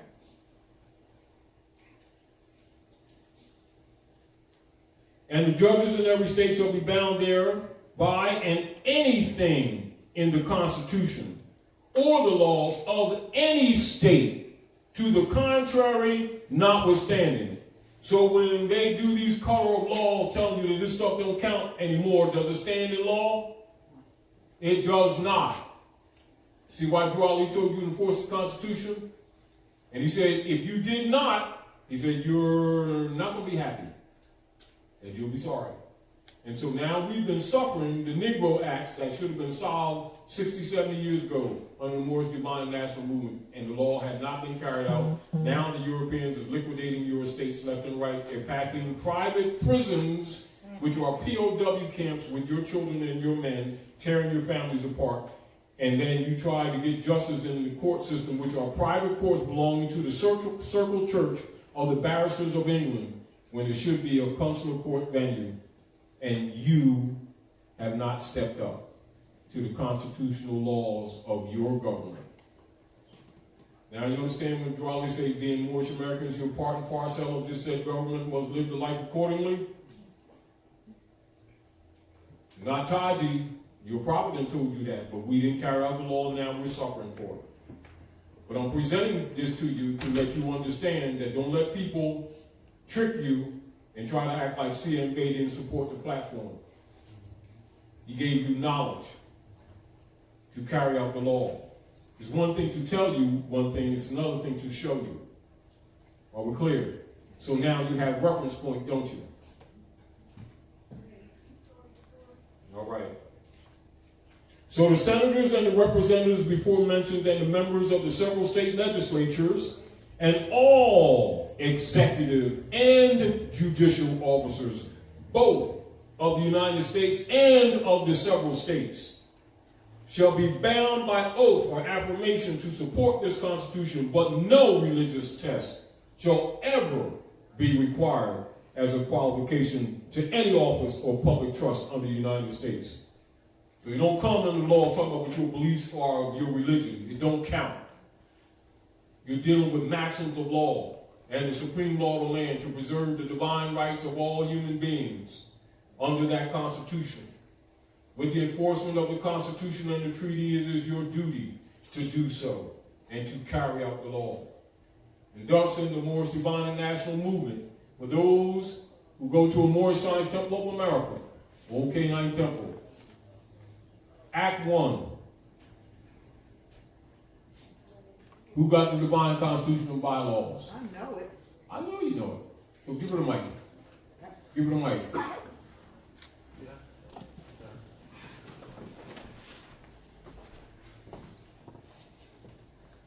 I want you to recognize how this information correlates. But as you can see, we're not promoting to you to believe what Durali said. We're showing you what he's referring you to. Read it. Moorish Holy Temple of Science, Divine Constitution and Bylaws, Act 1. The Grand Sheikh and the Chairman of the Moorish Science Temple of America is in power to make law and enforce laws with the assistance of the Prophet and the grand body of the Moorish Science Temple of America, the Moorish Holy Temple of Science, Moorish Holy Temple of Science. The Assistant Grand Sheikh is to assist the Grand Sheikh in all affairs if he lives according to love, truth, peace, freedom, and justice. And it is known before the members of the Moorish Holy Temple of Science. Islam. So as you can see, that is a constitutional enforcement decree, isn't it? That has nothing to do with what your beliefs are. That's your responsibility in your relationship to your social duties and responsibilities. Are we clear? Yeah. This is one of the reasons why over the years I've always presented the civic and national side of this movement, which has been sorely suppressed because people keep thinking it's a belief. It's not a belief. It's the restoration of your birthright for you to reclaim your lost estate. Your poverty that you've been suffering is totally artificial. Totally artificial. And yet our people was giving up their birthright for a job, not knowing that they're the wealthiest people on the planet. They've just been denied their lost estate. And they insist on being Negro, black, and colored, and then claiming abuse when they themselves were abusing themselves, and the Europeans feeding on them like vampires. So Durali said the Europeans are what? Living off your virtues. And so you need to understand certain things that he said and why he said that. But if someone doesn't expand on it in the overall spectrum of human endeavors, you may miss it. Are we clear? Yeah. So this book is shared with you to make you look at your lack of responsibility to yourselves. Don't accept what I'm telling you. Do some research and recognize that a lot of our abuses are our own fault. We have not taken responsibility and suffered greatly for it. So I'm informing you because when you know you're responsible, are we clear? And that's also why I read that chapter from the Bible. If you're doing business in a European's name, they refuse to be called by their own mothers and fathers' name, and they want to cry and march all over the place. They're looked at as being in disgrace. And they call it racism. The human species is the race. Yes. And the human family is divided into expanded families on the earth planet, and they're called nations and nationalities. And any person who refuses to honor their mothers and fathers and answer up to their nativity of their birth has no inheritance. That's how it works. That's how law works on the planet. Get used to it. And let's not feel sorry for ourselves. Let's start taking responsibility. And ignorance of this has not excused you. They've just been abusing you more and more and more. I want to sing, now that's the journals. I want to see if there's anything else in this particular issue that might assist you.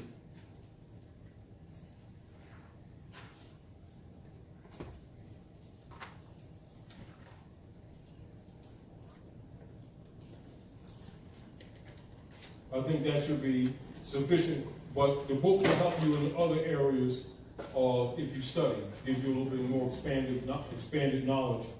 And this is one of the reasons why we, again, and I'm repeating this, established the reinstitution of the consular courts.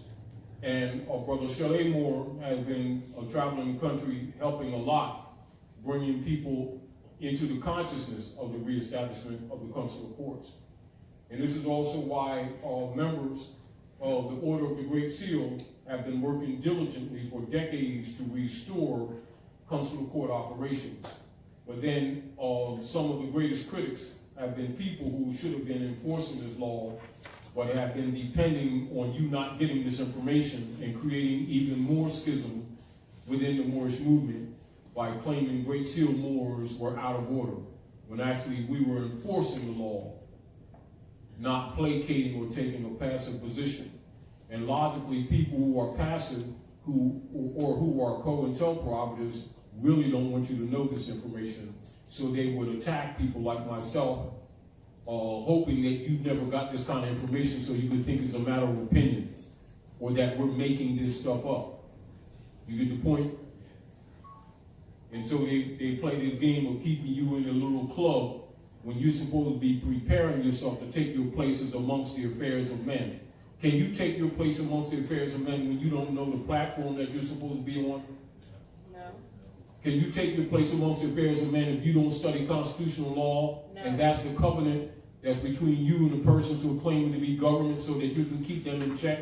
It doesn't give you rights. It keeps people in governmental order, in order. So what happens if you don't keep them in order? They switch places with you and they make you their servant, which is what exactly has happened to you. Now you understand why they've been stealing your houses and putting you on the curb, killing the medicines, and then making you sick, and then making you pay for your own, not cures, treatments, and then kill you. And you forgot your culture. So it used to be grandma would go right in the yard and get you your medicine right off the tree. But we thought that was old-fashioned, so we started following after the Romans. Now you got plastic that makes you sick, and a plastic card to go try to go into debt and credit to get fixed with viruses that they plant in you to make you sicker. And they cure nothing. They're pathologists. They're making you sick, killing you off, draining all your resources, then claiming your land. Now that's fact, it's not an opinion. Drawley came to restore your right to your estate. This is why you must, what? Declare your nationality, your true religion, and claim your lost estate. Failure to do so, thinking that just because they're not making an issue that they don't care, they intend to kill you off. They're not passive even if you are. You can be passive if you want to, and you think this man ain't trying to kill you off. Well, you must understand that he's not playing. They're tearing up your families, putting the youth in jail as young as they can, and then the first thing they do as soon as they get them is stick a needle in their arm. And I guarantee you they're being planted.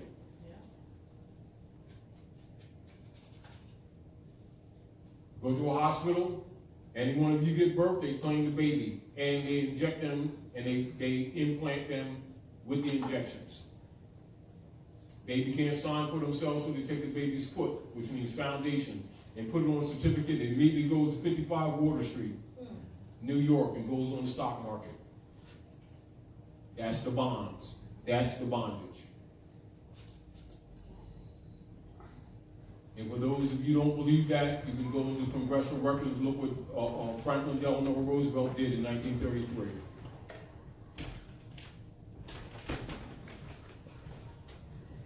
Those are facts. I'll be clear. Are there any questions about AA222141 now? Do you all understand that that relates to enforcement of Constitution and treaty law? Article 3, Section 2 of the Constitution for the United States. It is your duty and responsibility, those who are chiefs, grand chiefs, assistant grand chiefs, etc., chairmen and moderators of the Moors Divine National Movement that has many branches. It is important for them and it is their duty to enforce that Constitution and the treaties. Now you understand why Gilliam registered the Moorish Temple of Science as a civic organization in 1925. For those of you who doubt that, look into the microfilm in the library, and it's in the microfilms in Cook County Library in Chicago, Illinois, and I went there and pulled up the microfilm myself, so I already know it's there. As well as you have it in your literature, in the book and the literature that's shared with you in the Moorish Science Temple of America, and Noble Gilliam's declaration to all of the governors of the Moorish Science Temple of America and the Moorish movement, the Moorish Divine National Movement, of which the Moorish Science Temple is a subdivisional branch, that everyone should have a copy. And that this information was to be taken to the hedges and the highways, delivered to the people, and they were supposed to maintain the communication with the people through the newspaper, and then this information was to be taken to the four corners of the world, to all nations. I don't have to tell you that that has not happened. You already know it. Because you're being informed of a lot of things that you probably never heard. And so you can see what happens to the last few generations, how they've been lost. Because they're mentally disconnected from the land. They don't know they're standing on their own land. They always think from a servitude, slave position, because that's how they're trained by their own leader guys and girls. Never heard of consular court, which is the proper venue in which our communications are to be made with the Europeans who are occupying Morocco. That the enforcement of the Constitution is also the enforcement of the treaties. And they together, conjoined, comprise the supreme law of the land. Do you need a lawyer for that, or do you need to study the Constitution and enforce it? Study. So it's the supreme law of the land. Does that mean any other law comes before it? No. So therefore, all courts, all the supreme and the inferior courts are bound to this principle. Are we clear? And that's to give reinforcement to the work that many of you are doing to help restore consular courts. And I also re-emphasize that to you to make you responsible to yourself, to recognizing why we study here and why we say study. We don't want you to operate on emotions. Emotions don't help you. You need knowledge. And so if we would take our responsibilities, half the problems that we have politically and economic would end overnight. But if we sit around dealing with beliefs and how we feel, you know you're going nowhere and you will be held incompetent, which is what has been happening to us. And so people who should have been teaching us have been telling us to deal with beliefs and just put it in the Lords of London's hand, pretending it's Jesus. And then we keep catching hell, and then we start new marching organizations to deal with the hell that we keep catching, abuses from the European occupiers of our land. When you are AA, the national of the land, and don't even know it. That's why Gilliam said, if you don't do anything else, declare your nationality. But I'm sharing this, just a synopsis of this lesson book with you to let you understand that this responsibility is on you whether you came here or not, or whether you heard this information or not. You're still held to it. And whether you like it or not, they expect you to either enforce it, and if you don't, they consider you've abandoned it. And if you've abandoned it, they're making all kinds of claims on your estates. Now you understand why all foreclosures are called abandonments? All foreclosures are called abandonments. Now you understand why they got all these private prisons around, and they're using authority or sovereignty to lock our boys and girls up? Now you understand why they diseducate these children in these schools? To disconnect you from the land. Because the Spanish Inquisition against the Moors never ended, and they must keep you unconscious that it's in operation. Are we clear? Clear. So the best way to keep you in blind faith is to put people among you from your own, taken from chosen colleges that were set up to groom civil rights leaders under the 14th Amendment, and make you think that that made you citizens and that you will get rights as a Negro, which means monkey. And they get you marching all over the place, wasting your time and funding your own enslavement. Thus, CM Bey registered the nationality card of identification in the Library of Congress so they couldn't tamper with it. And the certificate number relates to and correlates with the enforcement of treaty law. That's why you see a lot of them grand governors don't like CM Bey. See, because once you look at these connections, you see that Europeans know this, congressmen know it, senators know it, presidents know it, your city council people know it, the mayors know it, and you have been in the dark, running around marching and praying behind Negro leaders that have been using the name of Jesus to keep you dark. Jesus was a Moabite. So was you. Same bloodline. Didn't even know yourself. He says, I'll come amongst my own and you receive them not. And you've been following them Romans, catching it. You see how you've been wasting your finance with these Negro groups? So I just wanted to show you, because we were talking earlier, myself and Dr. Nailah, you know, what we would talk about today, and it dawned on me when that troll came on her phone talking about Roz couldn't use AA222141. And I say to you what you all have to say about that. When that's everybody's responsibility. Isn't it? Yes. Islam, Dr. Nailah. Islam. We talked a little bit earlier, I guess last week, about the role, and you mentioned something tonight about the role of religion in subjugating the people, you know, sort of with the Christian Black codes and so forth and other things. Want to bring this up. Some people probably may get offended, but we talked about the fact that Billy Graham recently passed. Yes. And one thing I noticed a couple days ago, I was listening to XM radio in my car, so I wasn't looking at, I don't know if it was Fox or whatever, but they were broadcasting bringing his body into the rotunda to lie in honor. Yes.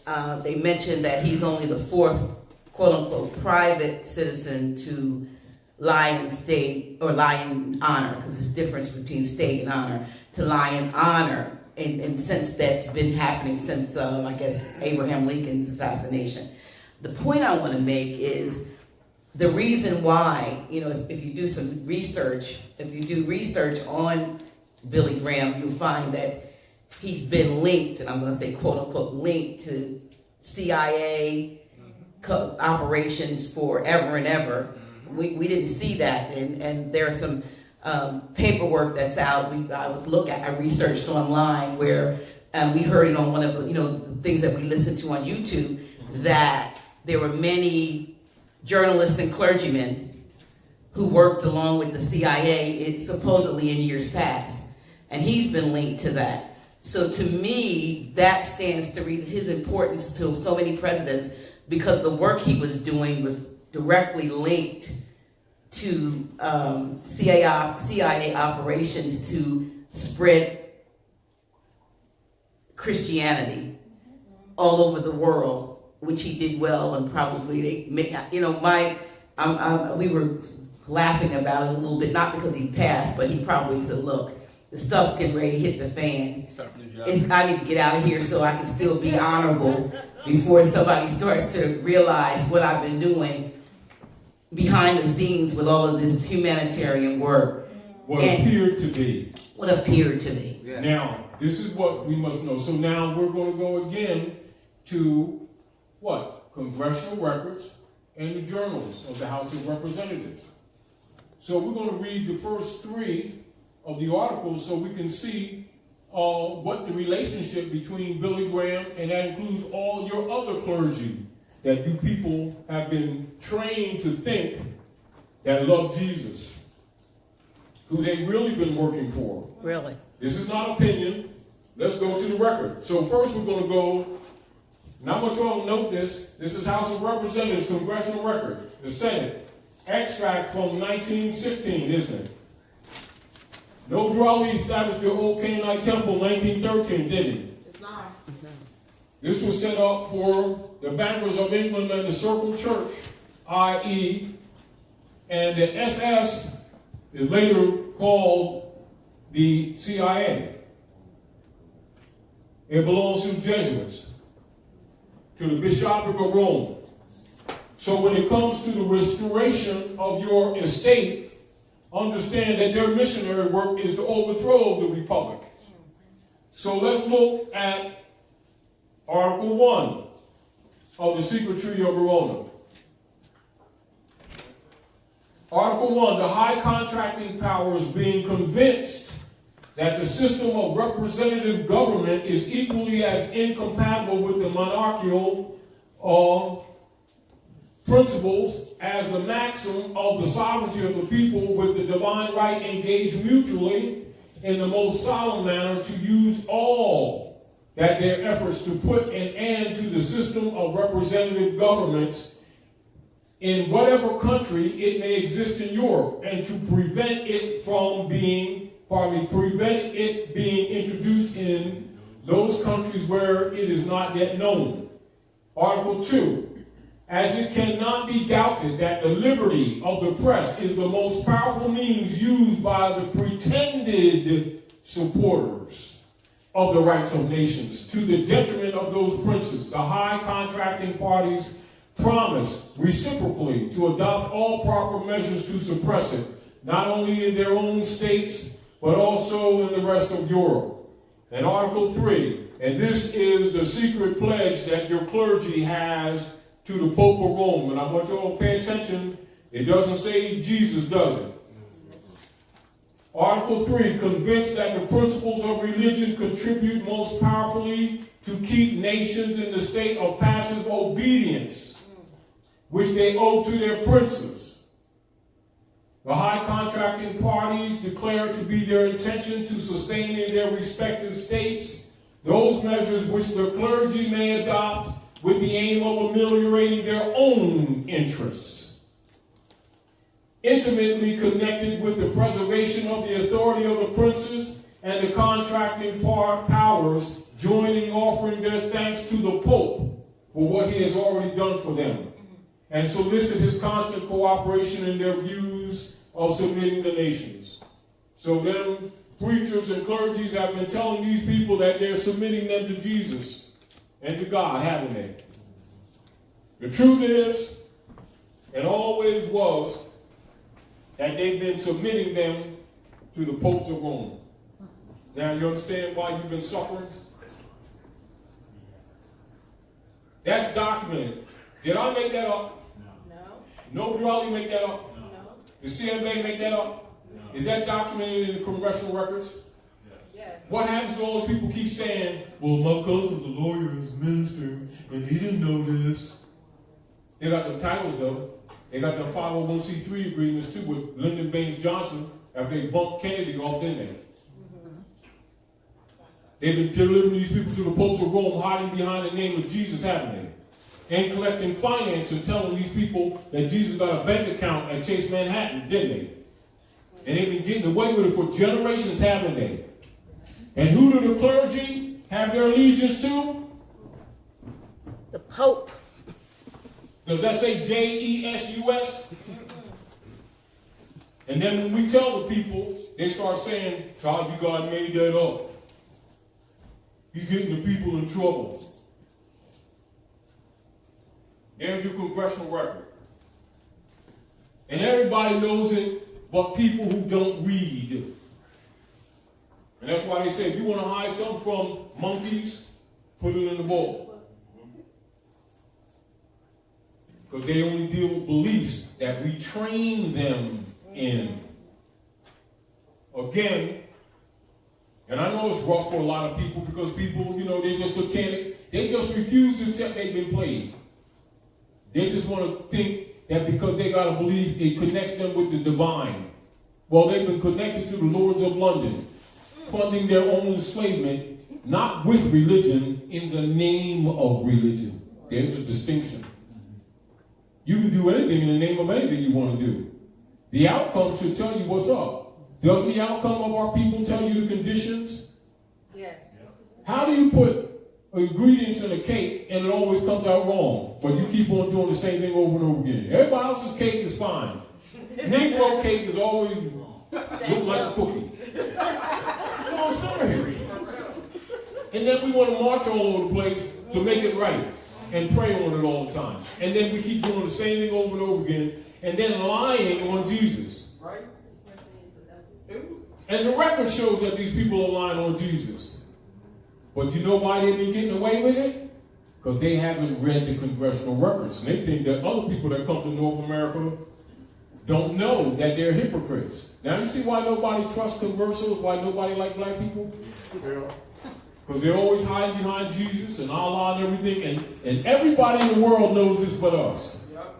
So they come in the communities. So why should they have any conscience taking advantage of the opportunities that aren't afforded to these phony people that keep on hiding behind Allah and Jesus and getting screwed and marching all over the place, wasting their time? And the world knows that the clergy is leading them to the Pope under the secret treaty of Verona. And it's documented.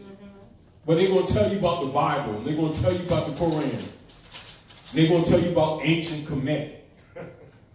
And then turn around and claim to be black. And then when the European enforce the Christian black codes on them, they want to cry all over the place.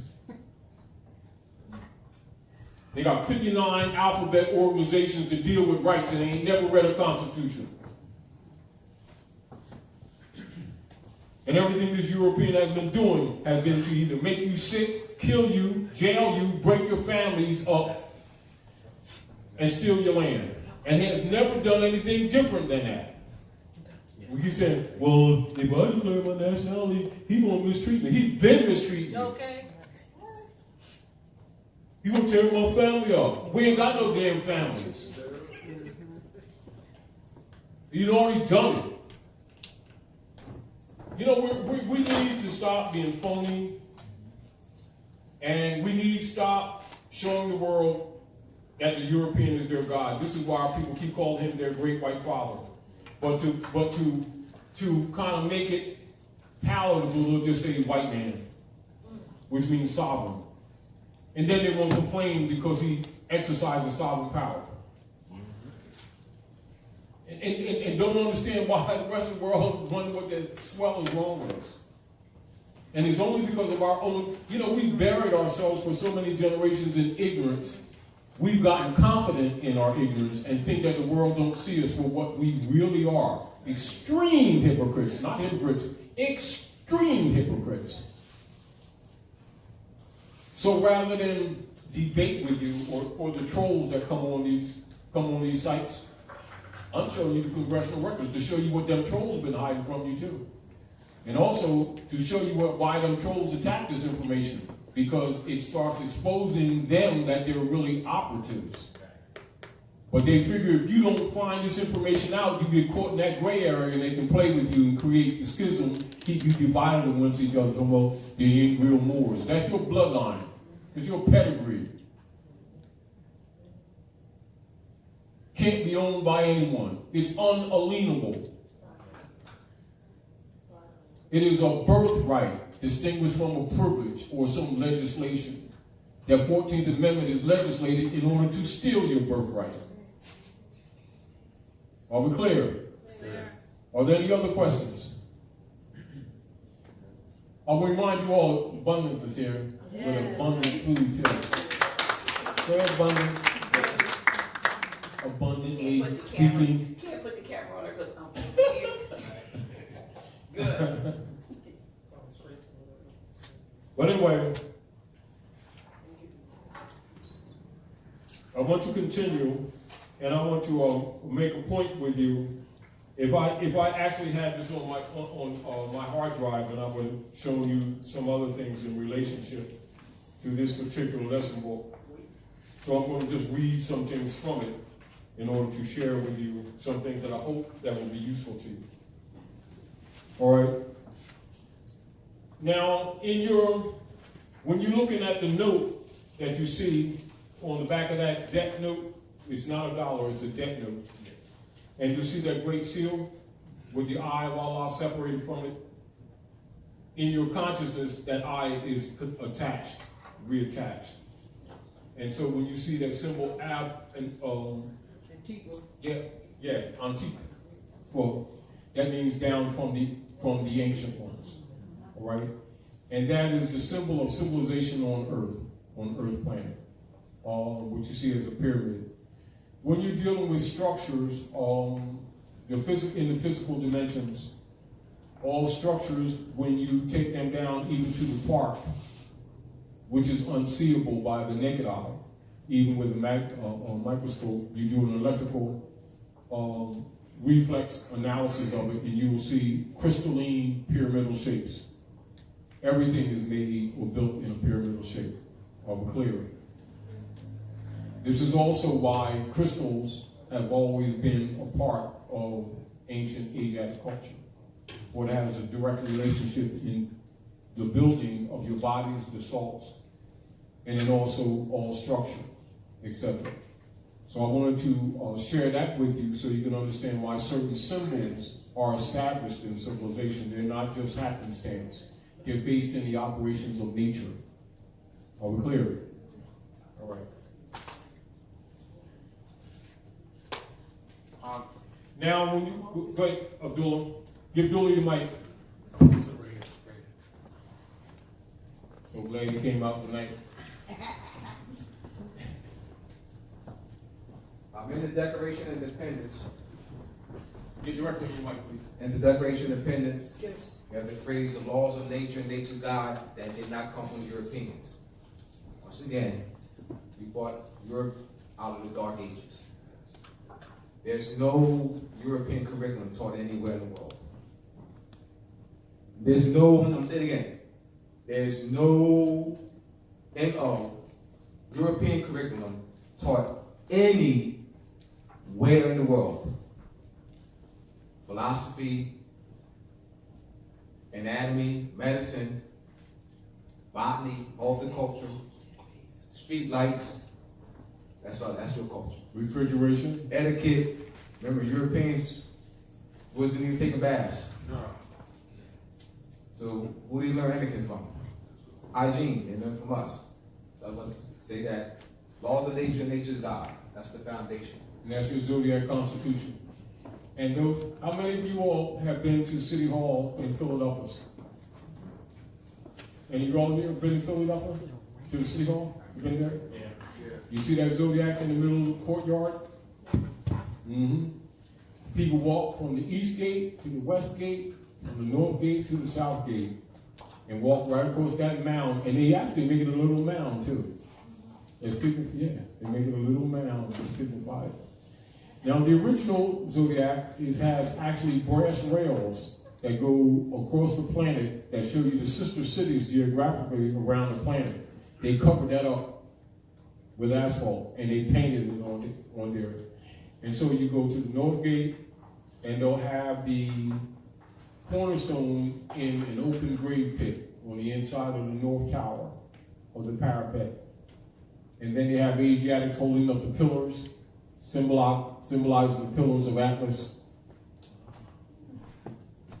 Then the parapet is facing the Masonic Lodge, 1 North Broad Street, just to the northeast.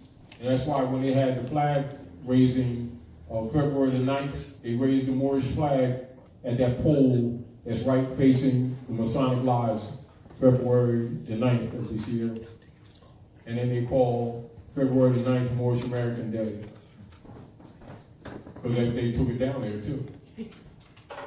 Yes, so they raised it. That's symbolic. That's also for you to understand that that's where they took their birthright. And so that symbolizes re-raising the cherry tree that George Washington chopped down. And George Washington closed that lodge right across the street from that city hall. Closed the lodge. When they closed the lodge, it's the Grand Master. That's why you see a symbol of George Washington with his hands like that saying, "Whoa," meaning Hiram ain't dead. They thought we was dead. We're buried in the north, dark north, but we ain't dead. That's why Noble Drew Ali said they might slow me down, but they can't stop me. They thought because they got rid of them, they're going to stop. But as you can see, when you study the world in other countries, not just here in North America, the Moorish Divine National Movement is the most powerful grassroots movement operating on the world today. Because nationality is the order of the day. And you see even Europeans of middle class adopting the philosophy or the restoration of the republic, because they lost their birthright too. The deal of it is that the heirs of the estate need to be clear on what the Moorish movement is about, not just emotionally attached. You know, logically, out of honor and integrity, because of the great works of the Prophet Noble Drew Ali, any person that has any integrity will definitely respect the work that he's done. However, many people don't comprehend the depth of the work that he's done, the seriousness of the work. You don't have to believe in him. Study what he said. Islam. Because it's for the restoration of your lost estate. And the Europeans, particularly the corrupt Europeans that have set up the democracy platform in 1861, since March the 27th of 1861, have been hell-bent on stealing your estate, liquidating your estate, and then killing you off. That's a fact. That's not an opinion. That's a fact. And all of your sicknesses, 90% of all sicknesses, if there's anybody sick in North America, 90% of it is artificially constructed. And that's not an opinion. If you got people in your family that's sick, and anybody that's passed their form under cancer, guarantee you it's biological warfare. You might take 1 or 1% of anyone that's sick that got sick from some natural cause. All the rest of the sicknesses, over 90 to 99%, is artificially germ warfare set forth by the military complex operating at North America under the guise of the United States democracy order. And that's a fact. Islam. And part of it, a lot of it is mental. Yes. It is the power of suggestion that's placed in the person. That too, yes. And it's vibratory, it's vibration, tone, vibration, etc. Also to heal is that. Colors, tone, vibration. Absolutely. Again, but understand, and I'm saying this seriously, while that is true, the direct sickness, yes, it's supported by the mental, yes, but they have direct attack by biological warfare, you know.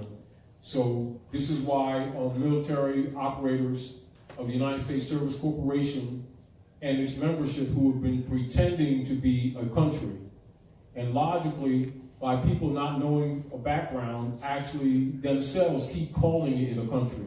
In law, they have converted their state at that time. They don't know that that's how it operates. You know, and for those of you who may not comprehend some of these things, understand that the principle of operations of the members of the Kyplos, Knights of Columbus, Ku Klux Klan, Fool Society, and others, etc., and the different secret orders that set up by Rome, if you look into, for your own research, of your different organizational companies that are part of the colonies, the English colonies operating here, they changed the state republics, and most of that was done in the 30s and 40s. And so instead of you seeing the republic orders like Delaware State Republic, you'll see them say State of Delaware. Then when you say State of Delaware, you've actually put yourself in the middle of the ocean under pirate law. And then they say that you agreed to that. And then they abuse you as pirates. And this is the principle upon which they bring the maritime admiralty piracy onto the land under a false jurisdiction. Are we clear? Clear. And this is how they operate on the Cetus Trusts and the Global Estate Trust set up by the Popes of Rome after the fall of the Red House. All of these things are correlated, and you must understand them. And this is not unlike Tam, when we were talking earlier, when we were talking about the zip exempt. Yes. And making the distinction between when we say don't abbreviate. The abbreviations that were set forth by the kingship oligarchy pretending to be Congress and Senate right now, when they actually quit in 1861 and they set up a private order. This is why later on they set up like the state of New Jersey, state of Pennsylvania, and you don't see state republics or state commonwealth. It's a totally separate jurisdiction of private order of the Jesuit order under the Circle Church, Knights Templars in London, Westminster. And you're actually putting yourself in a foreign jurisdiction, and when you agree to that and you repeat that, you're reinforcing the fraud jurisdiction. So therefore, when you try to make claims of right on your property and rights, they say that you waived your rights.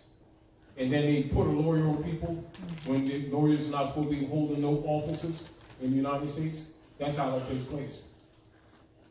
This is why, you know, people think that we're being picky. We tell them, stop abbreviating. Yes. Stop saying state of Delaware. It's a foreign jurisdiction. All of this took place, and why Drawley told these people to enforce their Constitution. And what do? They corrupted the language in order to say that you're consenting to your enslavement. Well, do you see what I'm talking about? And so when people say state of Delaware, they think they're talking about the land. They're talking about a private corporation controlled by the Circle Church and the Chancel in Westminster, London. And that's why you see our people are trained to think that they're getting paid when they're not getting paid. They got private commercial paper, and they've been trained from childhood that they got dollars. And they're going into debt. They think that they're generating wealth and they're going into debt. And then they're saying that this is your national debt. Now you see why people are working their butts off and they keep telling you it's a national debt?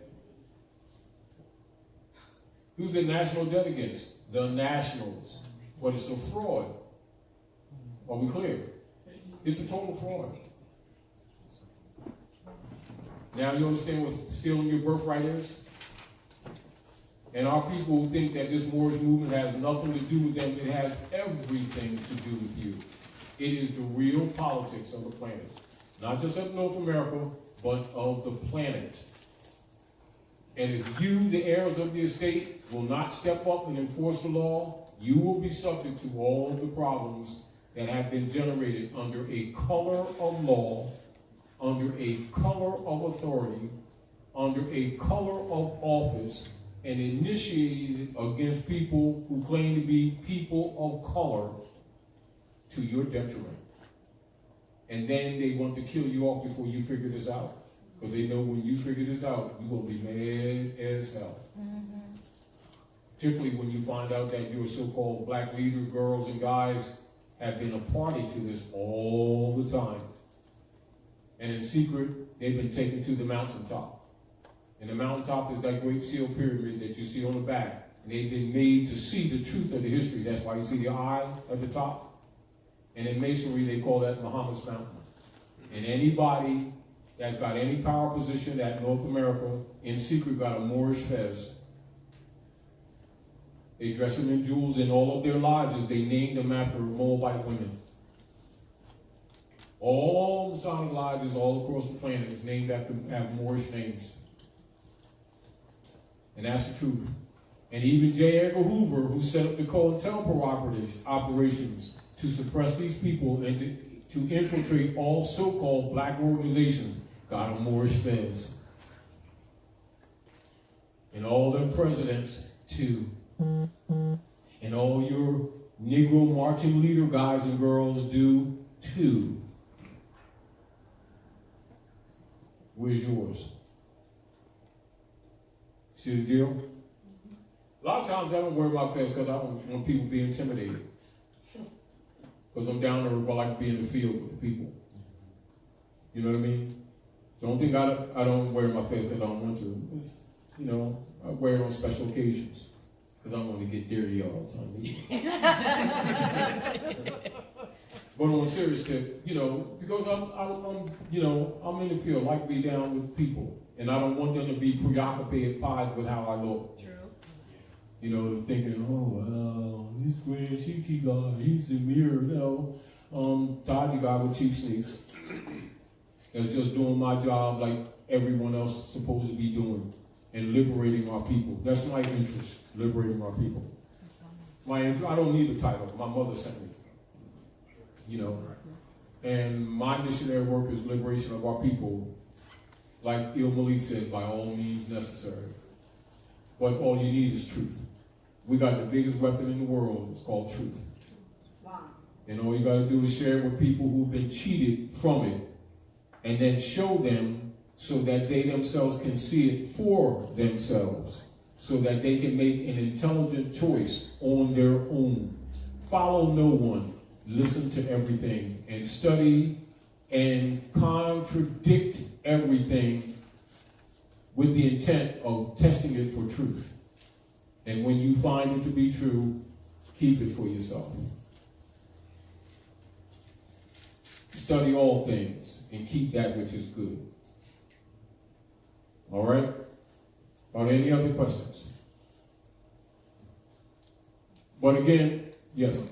No, there's probably been some. I don't know if any will pop up here. Wait, give her a mic. Can you readdress the proper way to write your All right. address? Yes. Now, and remember, it's not yours. This is one of the things that we want to emphasize to people is stop saying my driver's license, my birth certificate, my marriage certificate, my social security card. None of them are yours. Those are all bank bonds belonging to the Order of the Jesuits, operated through the Circle Church in London, through the Knights of Templars. Are we clear? And its operators are, put it this way, what you must be clear on, you must be very clear on this. When you hear the Circle Church and the Chancel, you're talking about the bankers who are operating at North America and the attorneys who are claiming to be attorneys and lawyers of the Lawyers Guild Communist Party, which is their mother order, with the missionary work of overthrowing the republic that you see in Article 1 and to steal your birthright, which is why they do not teach children of the original Article of Amendment 13 with its 20 sections, which is also referred to as the Nobility Clause in the Constitution, where the attorneys and attorneys of the Bar Association cannot hold an office in the United States. And everyone that's operating now are attorneys because they turned over the government. Are we clear? This is where your problem is. They do not represent you. They represent the Circle Church under the secret treaty of Verona. That's why the country is broke, and that's why you're broke. Because you didn't put them in check. Are we clear? There. But if they get you running around marching all over the place talking about racism, you're off the mark, aren't you?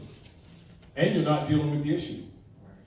Then when you try to enforce your rights, then you go get one of them barristers and lawyers thinking that they're going to help you in your rights, and they're the ones that have been stealing them. They themselves, and write this down so you get this very clear. The Lawyers Guild operating in North America and in the Western Hemisphere, i.e. the ABS, the American Bar Association, and the bankers are actually partners. And they themselves comprise the Circle Church. And therefore they're in your face and you don't see them. And this is how it's worked so well. And when you hire them, you give up your birthright. That's what they're in business for. To steal your birthright and to look innocent. You ever notice that anybody who hires a lawyer, they never pull out a constitutional treaty? They be talking about rights and never pull out a constitutional treaty because they're enemies to it. They're there to rob you. They're there to overthrow the Constitution. There it is right there in your Article 1. Then they drain you of all your resources, and after they drain you of your resources, then you lose the case. I hired a lawyer and I gave him $2,000, and he's been going on for 3 years. And guess what? They're an officer of that private court that they're taking you to. They are an officer of that court. And their allegiance is to the barristers' union of the court, not to you. All they did was deliver you. That's called leave. Go look it up in the Black's Law Dictionary. That means all they're obligated to do is deliver you there and they can leave you. In other words, they're dressed up bounty hunters with suits and ties and serve you up. Are we clear? Now, the Drawley set up the old Canaanite Temple and the Moorish Science Temple of America to take care of the corporate business for the Moorish Temple of Science. And the moderators and chairmen and the grand chiefs and assistant grand chiefs put in place to make law. That was their job when Eisenhower shut down the consular court. It was their job to reinforce the law. Did he put them in position for that? Yes. How many of them you hear talk about Drawley and teach civics? Then you go look at them COINTELPRO operation papers and even the redactions of the FBI files, and I don't have to tell you anything else. Because even with the redactions, the European writes everything. He boasts about his Negro leader guys that he got under control.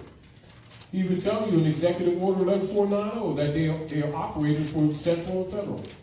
They don't even hide it. Because they know these people don't read. That's why them persons don't like Taj Guy, because I don't play with them. Oh, you ain't with us, huh? No, I'm not. No. And, well, you can't wear that fez. My mom gave me that. It's my birthright. You can't be a Grand Chief. I'm Grand Chief and a Mirror of the Great Seal. Registered. I don't know about them. They can make all kinds of claims they want to make. I don't need titles. I do the work. Islam. That's how you guys cap on. I'll bet you I'll liberate more people than they ever liberated. You can take all of them and put them in a package together, and I've liberated more people than all of them put together with their friends. Just ask anybody around the world, not just in this country. Thank you, trolls. Any other questions? Well, we're just going to go back over what Sister Tamara asked you, if you could, so that everybody knows the proper way of putting a stake in I'm going to show you something. a location. This is what's happening. This is called organic. You can also call it truth and falsehood, right? Truth, false.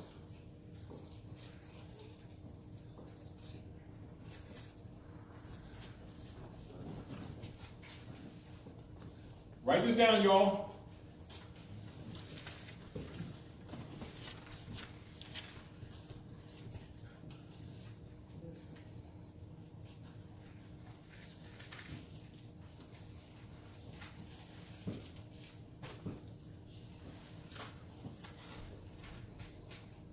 Got that?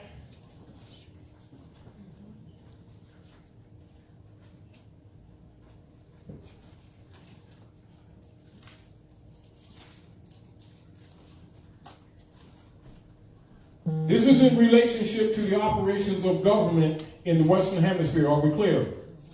It doesn't mean that these are false words. These are false platforms or imposters. Are we clear?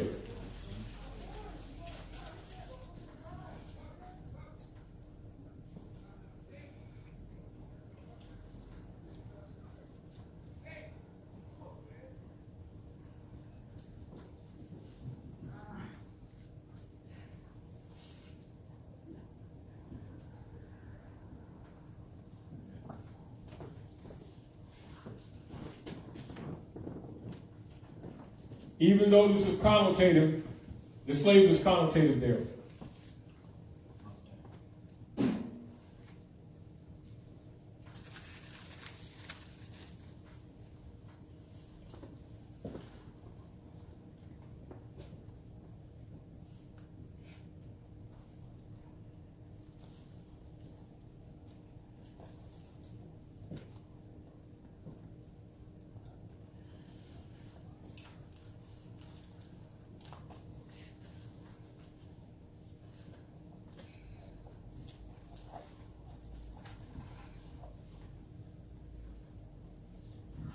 Excuse me, a little print here. That's for sale by license.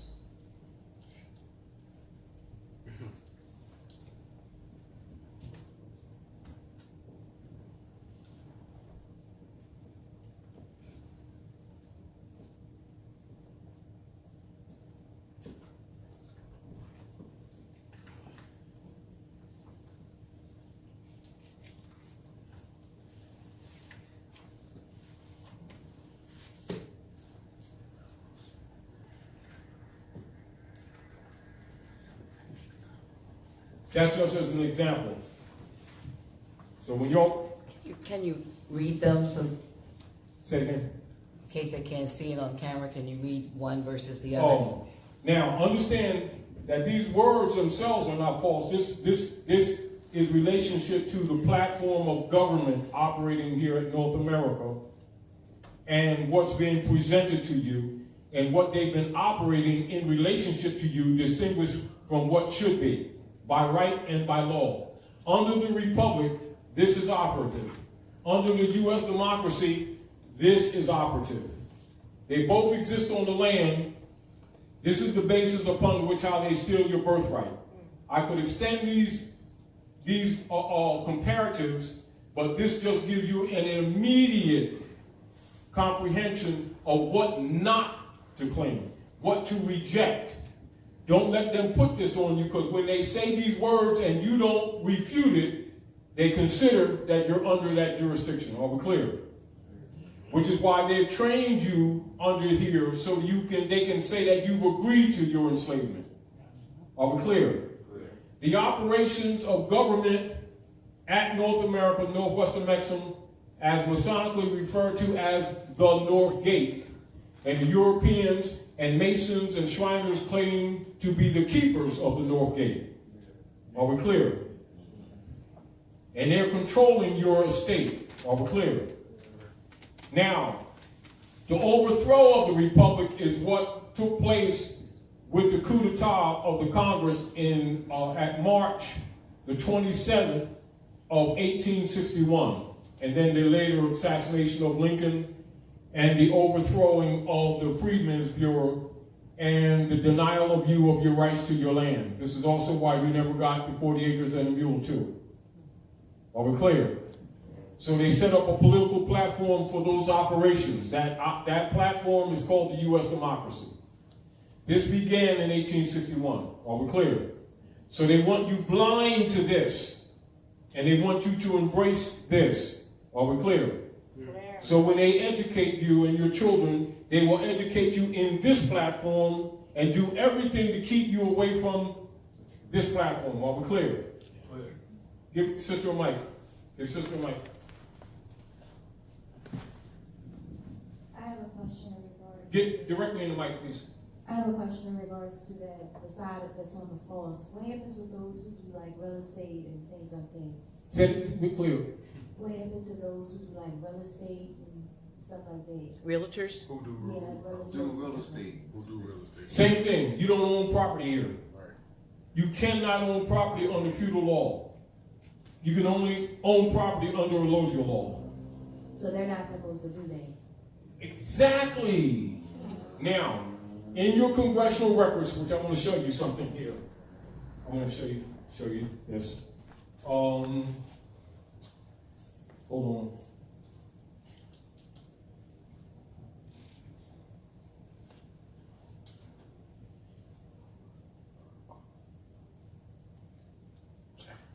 Now, this is House of Representatives again. This is also to show you that all politicians know this. So do all your congressmen, the people, the mayors, the persons or city council people, etc. All know this, and all have been raping you. All of them are guilty. All of them are guilty, including your marching Negro leaders. And see that? United States congressional records? Huh? You see this? Yeah. And you find this information on the flash drive that Dr. Nailah be giving to people. This is on here. Now let's look at this. Now keep in mind, when did Noble Raleigh set up the old Canaanite temple, y'all? 1913. 1913. So let's go into this. Let's look at this first paragraph. We're not going to read the whole thing. This is a Representative James Tropicant Jr., Representative of Ohio, addressing the House. Mr. Speaker, we're now here in chapter 11. Members of Congress are official trustees, so that means they're dealing with an estate, doesn't it? That's right. All right. Presiding over the greatest reorganization of any bankrupt entity in world history, the U.S. government. Does it say country or does it say entity? Entity. So an entity is not the country, is it? No. It's a private corporation, but they've been telling you it's a nation, haven't they? Yes. This is congressional records. We are setting forth hopefully a blueprint for our future. There are some who say it was a coroner's report that will lead to our demise. It is an established fact that the United States federal government has been dissolved by the Emergency Banking Act, March 9, 1933, 48 Statute 1 Public Law 89-719 declared by President Roosevelt being bankrupt and insolvent. House Joint Resolution 192, 73rd Congress in session, June the 5th of 1933, joint resolution to suspend the gold standard and abrogate the gold clause, dissolve the sovereign authority of the United States and the official capacities of all United States governmental officers, and departments, and is further evidence that the United States federal government exists today in name only. So they're imposters, aren't they? Yeah. Aren't they? Yeah. But it didn't begin in 33. It began in 1861 when the Congress adjourned sine die. They dissolved it then. It's just that people start waking up, and so they admit to this. And this is where people start talking about, because it ain't no gold coins, and therefore, and because it ain't no money, and the UCCs, and I'm going to authenticate the birth certificate and stuff, and get my peanut butter sandwiches back. No, you ain't getting crack. They're insolvent, they're a fraud, and those who keep promoting them is a fraud. Hold on, I'm going to show you something else. Hold your thought. Because I want to satisfy her answer, her question, because I want her to know this. Now remember, Raleigh set up the old Canaanite temple when? 1913. All right, now in relationship to these two sides, these columns that you see right here, right? Let's look like this. Let's read this together, y'all. Prior to 1913. When did Raleigh set up the old Canaanite temple? 1913. Oh, so that means Before. somebody was trying to counter him, wasn't he? But if you don't know history and law or civics, and no one showed you this, you're walking around busting your butt under a mortgage and a deed and thinking you own when you was really sharecropping. And got a degree on the wall, talking about you educated. Prior to 1913, so that means before 1913, most Americans own clear allodial title. You see that? Allodial title, write that down. You see this right here? That ain't this, is it? How come they ain't teaching people about allodial title? How come people ain't even familiar with that term? Not too many decades ago. But it ain't talked about in language no more, is it? No. Why? They don't want you to know that. They don't want you to know the comparisons. They want you to believe this. And that's what they've been operating on you. And then to keep you busy, they have Negro leaders and black guys talking about civil rights. And let us pray and keep hope alive. And one of these days, and in secret, they got a fast. Nice, comfortable job, too. And got you marching all over the place on your own land, making you think you came from someplace else. Hold on, now look at this. Prior to 1913, most Americans owned clear allodial title to property, free and clear of any liens or mortgages. So before 1913, these liens and mortgages didn't exist at North America. Until the Federal Reserve Act of 1913 hypothecated all property within the United States to the Board of Governors of the Federal Reserve. They sold you. These congressmen sold you and they got bonds on you. That's what that birth certificate is, the marriage certificate and the driver's license, and all of them are bank bonds. They give them different names to make you think they're different tax systems. They're selling you your rights back. And their bonds and mortgages, dead pledges. Hold on. To the Board of Governors of the Federal Reserve, in which the trustees, the stockholders, they're stockholders. And all the instruments you got that you think is lawful are stock bonds. And you've been miseducated. And they've been selling your babies while they're taken care of by you. That's what hypothecated means. They didn't physically remove their bodies. They made bonds on them, and they're selling you on the market anyway without moving your body. So hypothecated all property within the United States to the Board of Governors of the Federal Reserve, in which the trustees, stockholders held legal title. The U.S. citizen, tenant, and franchisee, you're a tenant, renting, sharecropping, thinking you own it, was registered as a beneficiary of the trust. That's that Cedars trust they set up. Via his or her birth certificate. In 1933, the federal United States hypothecated all of the present and future properties, assets, and labor of their subjects, the 14th Amendment U.S. citizen to the Federal Reserve. Now you see why they got them black marching leaders to get you to be Negroes under the 14th Amendment, making you think that you're a U.S. citizen, got benefits, and they're selling you. And look innocent, don't they? Because they say Jesus. And we've been believing them, haven't we? In the name of the Lords of London. Face reality. Unplug from this false matrix. Declare your nationality. Right, get in the mic. Well, see, the reason why I said that is because I kind of fall up under that guidelines. I'm not actually I'm the tenant, but I've taken on investments in those areas. So the reason why I had to ask that question is because I'm at a crossroads because I'm doing a lot of things on the opposite side.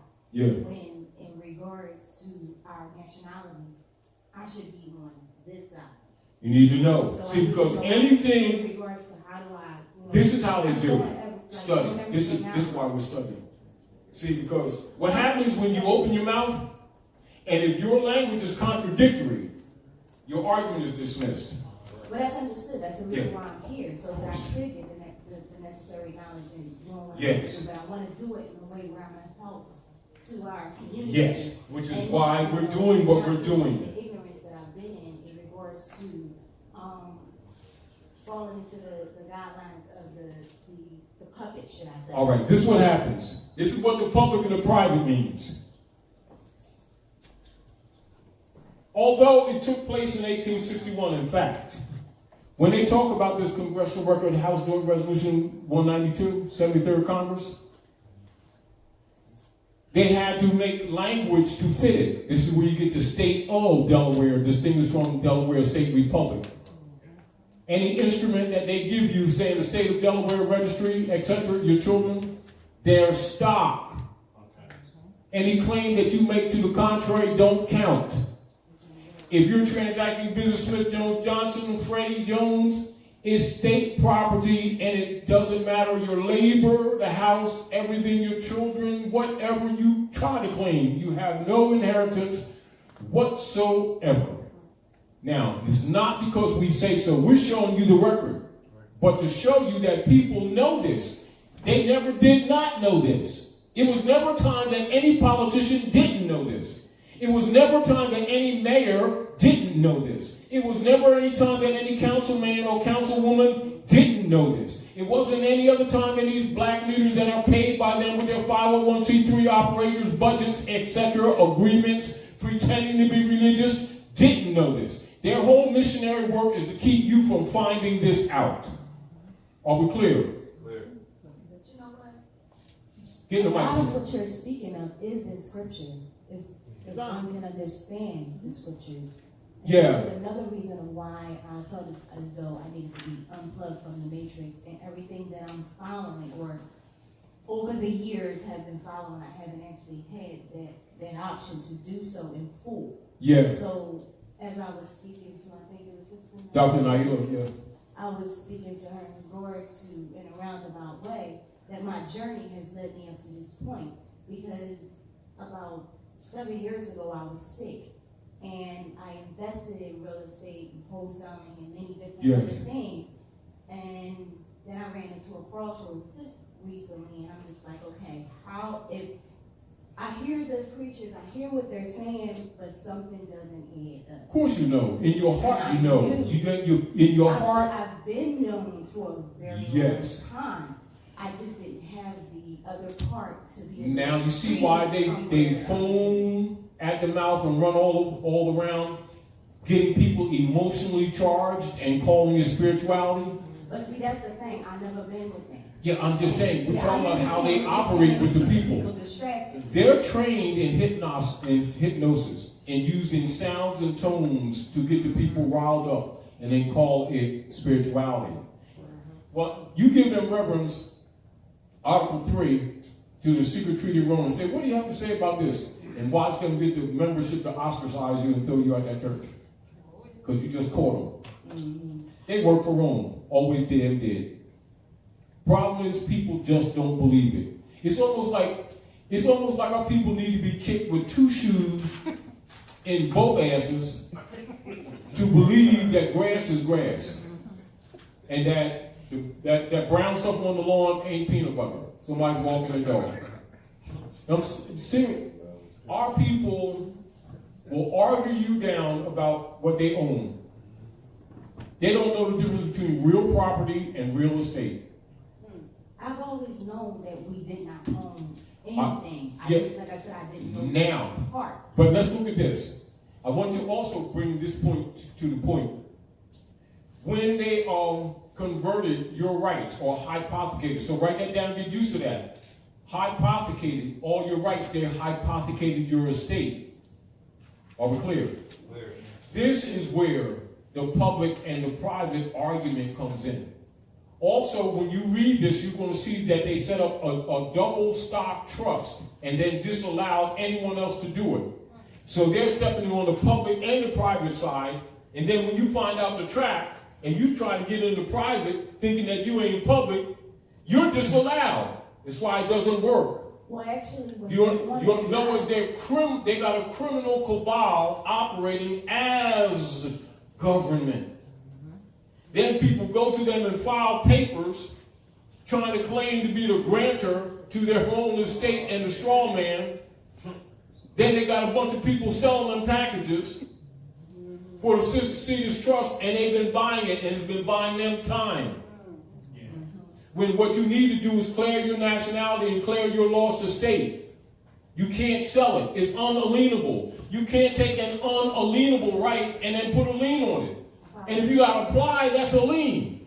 If you got to file 59 papers, that's a lien. You can't pay a pirate for what a pirate stole from you. Do you understand? I got you, Julie. Your brother here, and then yourself. Pass him the mic, sis. But I want you to understand, when you're looking at this in the hypothecation of your estate, this is where the public and private argument come in. So when people start talking about private and public, it ain't an issue of grantor. It's an issue of an heirship. You see? And so they've been using your estate to back their bonds since the Civil War, which wasn't a civil war. It was a commercial war. And there's never been a treaty set up to end the Civil War. That's what Trump is dealing with right now, with the treasonous operators on the platform claiming to be congressmen and senators on both sides of the aisle. And so people who don't understand this politics looking at Trump like he's out to lunch and he's trying to fix this thing. He don't have to be the greatest guy, but he's trying to fix this thing. That's why they tried to assassinate him 7 times already. Because he's trying to restore the republic. Because ain't nobody on this planet, the Chinese, who's carrying most of the debt for the United States corporation, they've been operating on Chinese gold for the last 100 years. They've been given breaks, and they were given finance before, and they were supposed to help develop Africa, etc., with Chinese gold, and they reneged. And set up the euro, too, with Chinese gold. So you got to know the real politics here. United States Treasury hasn't existed since the 20s.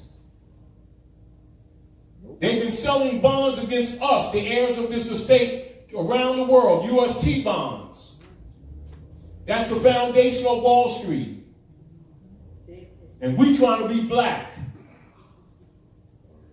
which makes us non-heritable. And all of even the labor is hypothecated. Did Taji make this up? No. Yeah, well, Roundtable made this up. Taji told these people, getting these people in trouble. No. It's exposing them and exposing their Negro leaders that have been misleading our people, marching them all over the place, and taking finance from them with black organizations that actually steals their estate. That's why they don't like this information. So they want to disqualify him. You talking about him making that stuff up, creating a bunch of confusion and stuff.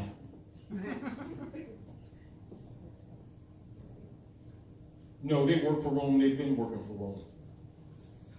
And see, now that Rome's being exposed, he's going to sacrifice them. That's what they're really scared about. Give brother the mic, and then after you get to Julie, go ahead, good brother. Directly in the mic.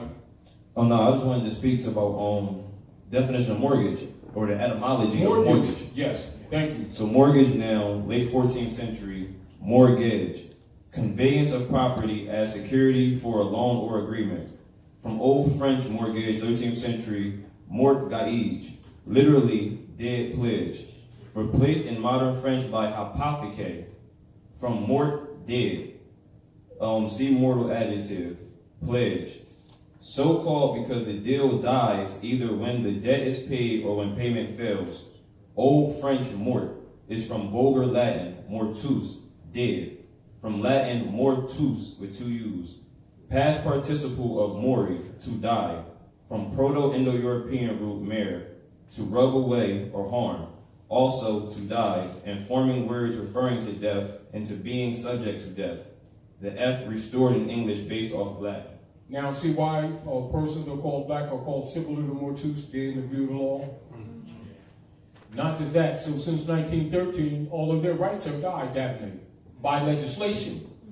Not by the law, divine right, not by truth and fact, but artificial legislation by foreign operatives pretending to be government and hypothecated all of their rights, their estates, and had these people working for generations thinking that they were what? Owning property.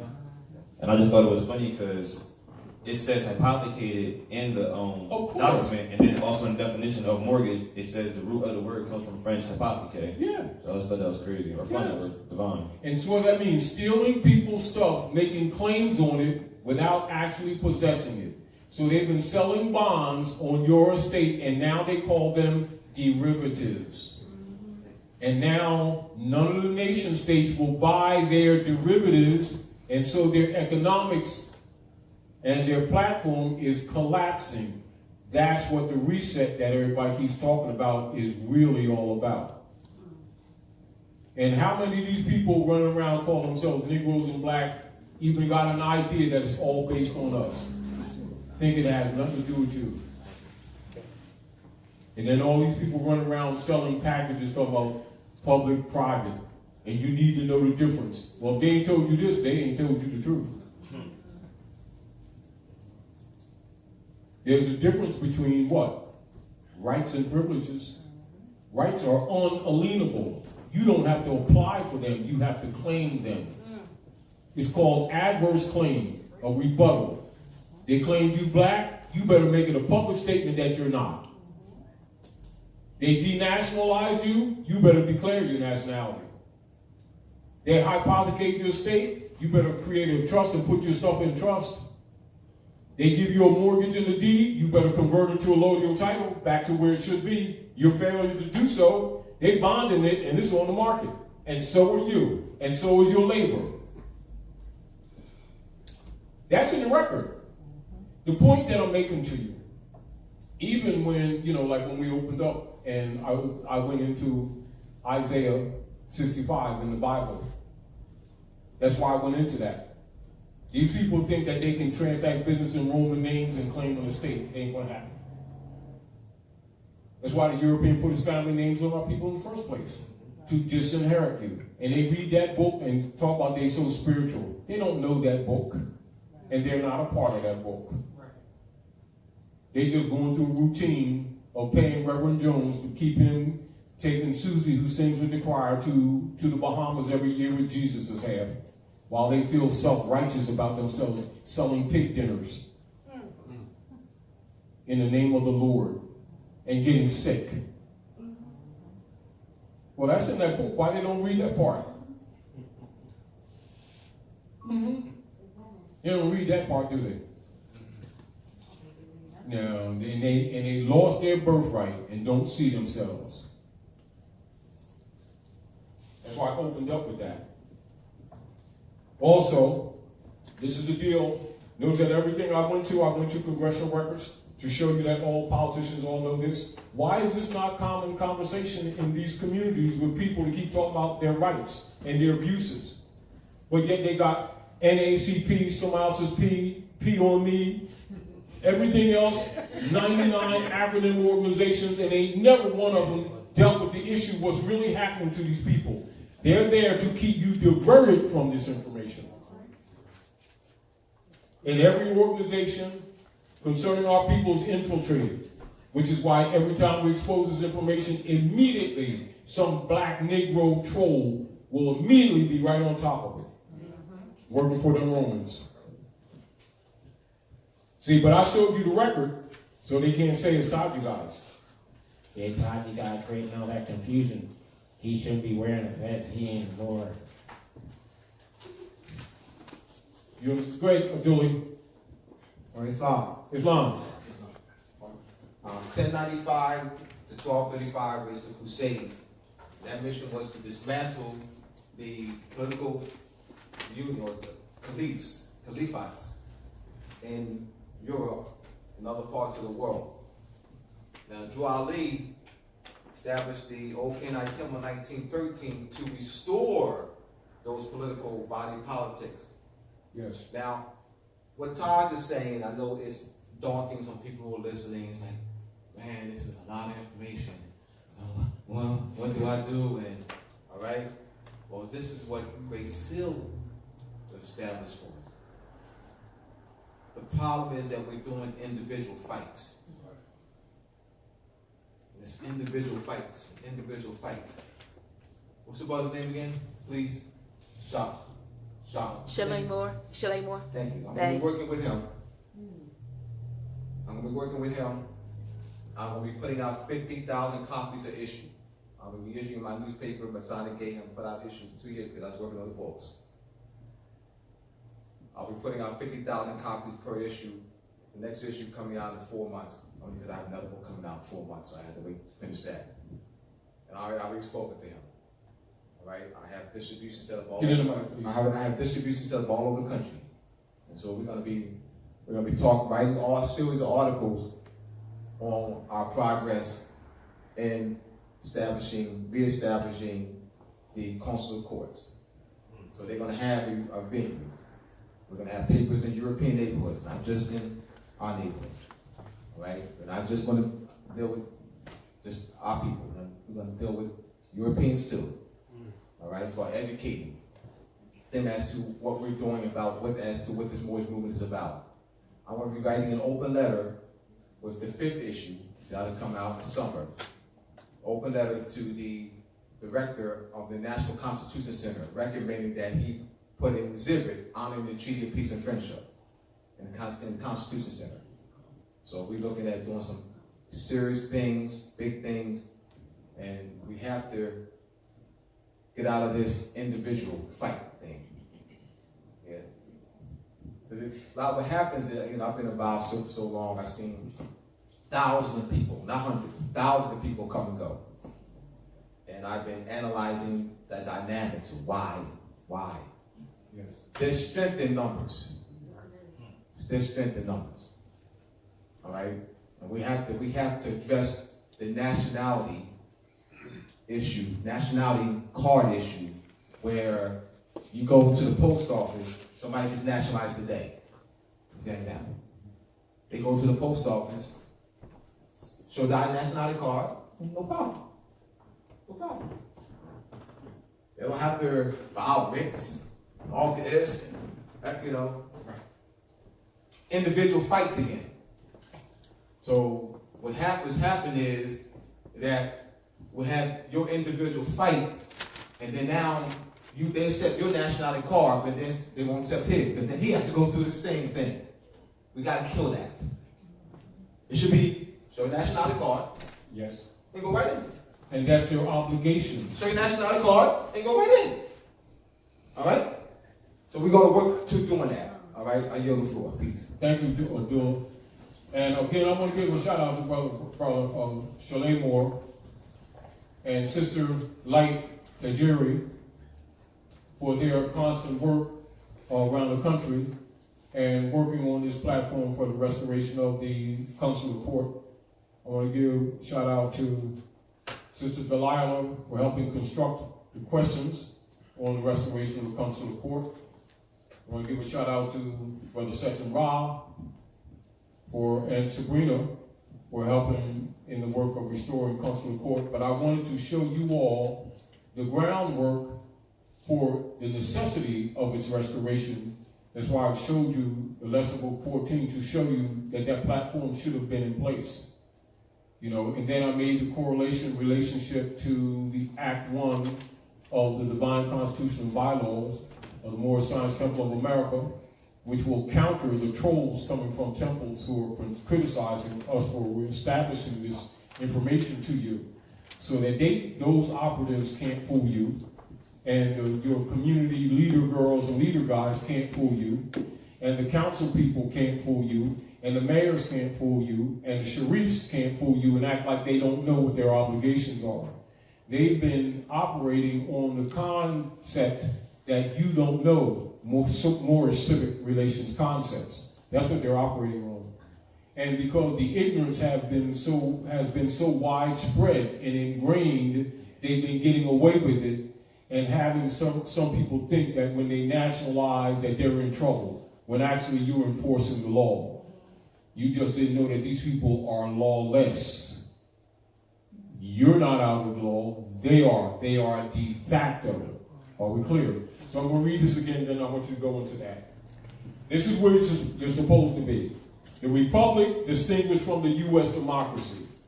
Allodial distinguished from feudal, which is operating here. De jure distinguished from de facto. Free distinguished from slave. Rights distinguished from privileges for sale by license. Unalienable distinguished from mortgages and liens. And as you can see from the documents I've shown you from congressional records, that I've backed up everything that I've said. And we could go deeper than that. But the trolls that they pay can't refute this, can they? Neither can the politicians. And the fact that you haven't been taught this should tell you everything. The fact that they never get on this subject matter when you have problems should tell you everything. That they've been consciously doing this stuff to you. And they're not ignorant of it. They're counting on you, trying to battle with them as individual units, trying to convince them when it's really you and your family members that need to be convinced. The world already knows this. You didn't. Get over yourselves and grow up. And take your places amongst the affairs of men, like the prophet said. It's just that we're in trouble now on a large scale, and people trying to crash course learn this information that should have been within them 70 or 80 years ago. Yes. You've been betrayed by people on your side, and logically the Europeans who've been taking advantage of you, logically is not going to teach you. Not that it's their responsibility. It's the responsibility of your own family members. Just like it's a Chinese obligation to teach their children that they're Chinese, they're not light-skinned yellow guys. And if they go around the world talking about their light-skinned yellow guys, they'll lose their birthright too. That's not hard for an intelligent person to comprehend. It shouldn't be anyway, but it appears to be quite difficult for our people that insist on claiming to be black people, light-skinned, orange-skinned black people, and don't matter what color you are. The color of law means artificial. We can't emphasize it enough. And so, again, and because the trolls were set out to attack Ras Mariah last week, and RV Bey side, they're just jealous because half of them ain't done no work. And most people can get a better education on RV Bey, publications.com, you understand, than they can get in school. You know, and the critics are just jealous because they ain't produced crap. That's really what it is. You know, but here we go. AA222141, the enforcement of Constitution and treaty law. She can't use that. We're going to take her to court and stuff. I'm going to try it. Islam, as an announcement, we've created House of Reawakening Minds has a directory that we're developing, and it's basically a Moorish directory of skills and interests and so forth. We have forms here that we want to give out for you to, hopefully that you will complete if you want to participate. It'll be a database. But for those who are watching online, we're going to turn it into a fillable, right? It'll be a fillable PDF. Is it a PDF? A fillable PDF that can be emailed to them and that they can send back. The end result will assist in some of what we're talking about, because now we'll start to, and we hope we can do this all across the globe, kind of know who we are, what we're working with, skill bank, and what we can contribute to the nation. So those of you who are here tonight will actually give you a hard copy. It is really in its first iteration. We'll probably make some revisions to it, but it's going to be turned into a fillable PDF that we will gladly send to those of you who are out there in other places, so that you can be part of this. Because just because we have these small distances, it never stopped us before trying to go around the globe. So why don't we just connect on that level? Exactly. A lot of people are talking about unifying, and this is a way. Yes, and the deal, one of the major things too that I really want everyone to comprehend, because people think that because they belong to different schools of thought or they're in churches or mosques or synagogues, and they think that therefore this has nothing to do with them. It has everything to do with them. It has nothing to do with your belief systems, except that you didn't understand that you were under mind control.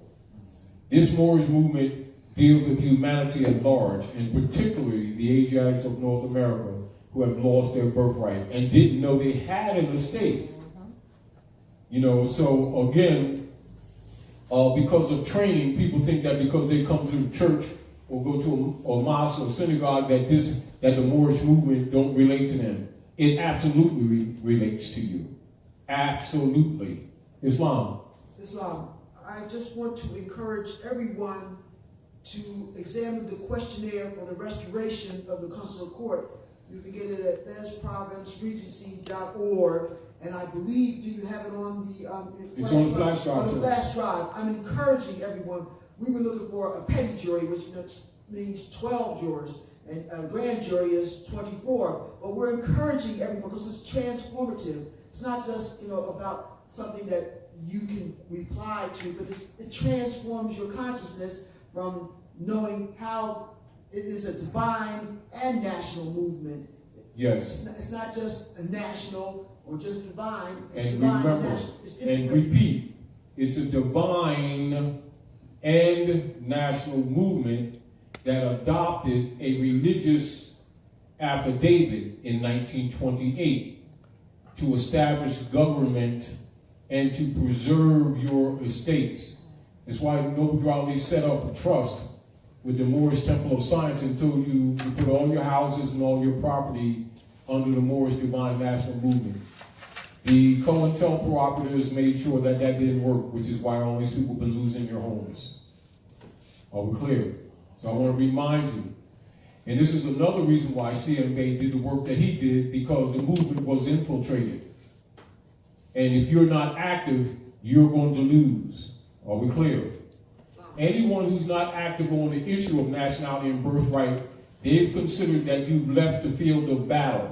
And that you've left the field of battle, you've abandoned your estate. And so by default, you've lost all right of claim. And Europeans, through their bankers, which is the Circle Church and the barratry operations, that's why all of their barratry operations are presented in courts, which are really private trading venues under the 14th Amendment. And then when someone has a legal argument, the barristers will put you under Title 42, which is 14th Amendment, then they can dismiss it, give you 200 notes for death or something like that, and then call it a day. And take your bodies and steal the organs, and you be wondering why certain persons called black don't have no rights. They can choke you on the street, nothing occurs. They stomp people in the ground, nothing occurs. And if they do, they're only in jail for a couple months to satisfy the public so they don't burn houses down. Because black people don't have rights, because it's not part of the human family. And then you're off the platform, which is the enforcement of the Constitution and treaties. You see the point? Because the treaties were between Morocco, the Moroccan Empire, and the United States Trading Company. And when you don't declare your nationality, you can't use those as a defense. This is why a lot of Europeans, I'm going to get to you, Julie. This is why a lot of Europeans in their different sovereignty groups that they call sovereignty groups, and understand that sovereign citizen is BS. It's an oxymoron. Yeah. It is an absolute oxymoron. That's why you see a lot of Europeans misrepresenting the Moorish movement, trying to claim Moors as sovereign citizens, which is BS. We're nationals of the land. When you have a nationality, sovereignty goes with it. It's not a separate package. Are we clear? What they've been doing under the secret treaty of Verona is overthrowing sovereign governments. They've been going to and fro the earth, devouring nations. That's the missionary work of the U.S. democracy, which is a war machine of the Jesuits. That's a fact. It's not an opinion. And when you come under this platform, they automatically hypothecate everything you own, even your labor and your children. That's why they've been going in people's houses, stealing their babies with no court order. They don't need it. They're already declared public property. They're already bonded on the stock market. And then we sit around and talk about what our beliefs are that they control. We need to get over ourselves and grow up. And again, we're going to make sure that this book and also lesson 2 will be available to you. We're going to work on that and update you. But again, when you see the trolls that come out, and that's before because we published this stuff before the internet was popular. You know what I mean? But I also knew how the CIA works, and I know how that most of these black leaders and ministers and persons that are leading our people are actually agents with federal and central. But I also know that the people wouldn't believe you if you told them that. It's almost like the people need to get their butts kicked. They need pain to learn. It's almost like, because they deal with belief so much, and they deal with people who look important that ride around Mercedes and got chandelier places and stuff, and $3,000 suits, and they think that these persons are legitimately operating for you. So unfortunately, we got to be almost kicked into the ground before we get active. But we're in a dangerous position now because the Europeans have been liquidating our estates, and right now they're trying to convert their private debt seriously onto us. However, when you see the politics of Russia and China and other nation states rejecting the US dollar, what they call the petrodollar, all of that has to do with this Moorish Divine National Movement, the restoration of this estate. Because by robbing our estate, that allowed them to get to everybody else. And now that they're collapsing other nation states, now they see what Drew Ali was talking about. And now it's becoming the world issue. However, you're first in line because you're the direct heirs. And so whereas the rest of the world is starting to become active, we should be at the front of the line. And we're dragging up the rear. And it's unfortunate, but that we're still breathing and we can still talk and communicate. That means that we can get some work done. Islam, go ahead, Brother Abdullah. Islam, I just want to directly in the mic, please. What I've learned over the years is people are parrots. They say National Divine Movement. Like a parrot. I can have a parrot here. A parrot can say National Divine Movement. I mean, they can. They can say National Divine Movement. I want to make sure people are clear. I want to make sure people are clear on what divine is. So we're not parrots saying National Divine Movement. All right? You have what's called the Laws of Tahuti, DJEHUTY, or DJEHWTY, or Tahuti, DTEHUTI, or Jew. The modern Jew, Jew, this modern is all same variation. We have the law you have called universal laws: mentalism, correspondence, gender, cause and effect, polarity, rhythm, duality, or opposite. Now there is a book called Temple of Man. You have the study of anatomy, which is an ancient study. And our ancestors, what we did was we understood that the human body, the measurements of the human body in proportion based on 5, which is a rational number, 1.618, called the golden section, golden mean, yes. All right? Understanding that by proportion is in proportion to the measurement of the universe. Yes. Swallowed de Lubitz in the book called Temple and Man. He was a physicist. He measured the temple, the statue of Abu Simba, and he discovered with his measurements, yes, that the fingernails, fingers, you have the nose, eyelids, and so forth, was the measurement to the portion of the universe, the measurement of arc, radius, circumference, diameter of Earth, Moon, Sun, Saturn, Mercury, so forth. Yes. Our ancestors, what we did was we preserved the measurements of the universe in the measurement of statue and the layout of cities. So that's called metrology. Metrology deals with long distance measures. So you would have, say, a temple over here, right? And a temple right here. The measurement would be the distance of the sun, or in miles, the distance, the radius of the sun, or circumference of the sun, or arc, or radius of the sun, so forth. Yeah. So it wasn't just arbitrarily placed. This is I'm talking masonry. I'm talking divinity. It's the same thing. Religion, talking religion. So it's called the Canon Law. There's a book called by William Sterling. The Canon. That's the main title. The Canon by William Sterling. So when you get that book, the Canon, and also Temple Man by Swallow Lubitz. All right? This is divinity. This is divinity. Temple, T-E-M-P-L-E. So I'm at the author. I can swallow this. You can just Google by name. You can Google the name of the book. It'll come up. And when you're dealing with Google Solomon, Temple and Man, and then also the Canon. Yes. The Canon by William Sterling. All right. Gematria.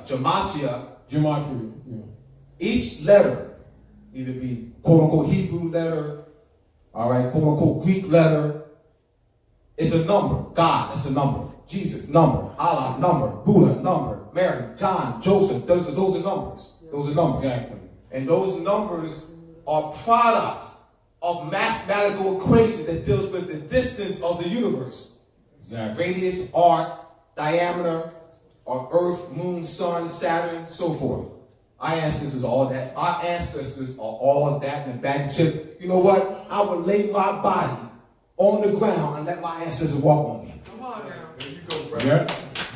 Go ahead, Julie. That's why I love this brother. He studies. I remember years ago, Julie has a degree in sociology stuff. And I remember they was preparing Julie for the ministry. Yeah. At the community church out there in East Camden. Yeah. Because he was so intelligent and studied and everything. Julie came to the round table. I sent him back to his minister with, I think, about 7 questions. Within a couple weeks, Julie, you see the way he talks right now? He's been that way since '93. He put on his Teflon skates and never stopped. Never stopped. Me and Julie just come to my house, and these belt bags here, I need some handles. Talk to me till morning and studying, going to the library and getting books and studying for years and years and years and years and years. And I thought I was a bookworm. That brother's a bookworm. He works it. And I'm really so appreciative and proud of him because I've known and I've seen and I've watched him develop from the naive, extremely intelligent, naive, being prepared for the ministry, and as soon as he asked poignant questions to their ministers, he shook their foundation. But he could no longer fit. Because now he had substance. And that brother right there, that man right there, you think he's enthusiastic when you see him through his classes? He's been that way since 1993. Yeah.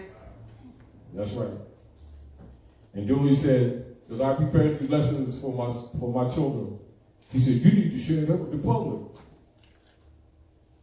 And that's when we started doing that with the public. AA222141. Give him a hand, y'all.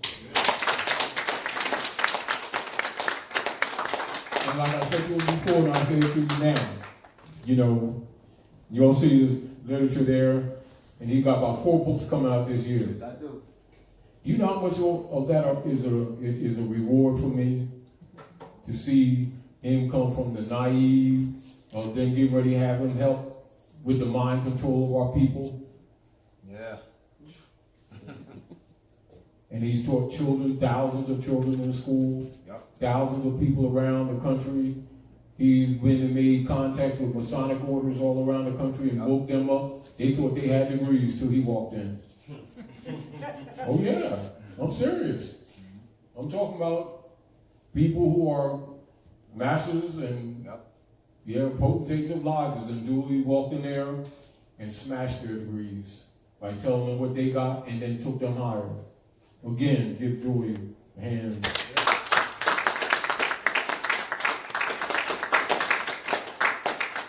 And he's always busy.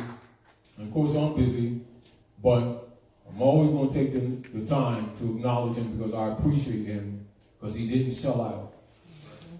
You know, just like years ago, they offered me thousands of notes to publish these books and to modify them. As a matter of fact, a down payment of $250,000. No, I'm not for sale. And we published these from the desktop. And I'm still wearing cheap sneaks because I'm not for sale. And I appreciate that, brother, because he's been made And I'm not offers, for sale. and he's not for sale. $1 million can't buy me. You 10 got million that right. can't buy me. $1 billion And the can't way buy that me. enthusiasm that you see right there, I've watched it over years. I watched the little babies come, and I watched them when he had a little girl, Tamison. And you talk about a jewel in love. When Julie with Tamison, the world disappears. And I love that too, you know, and she loves that too.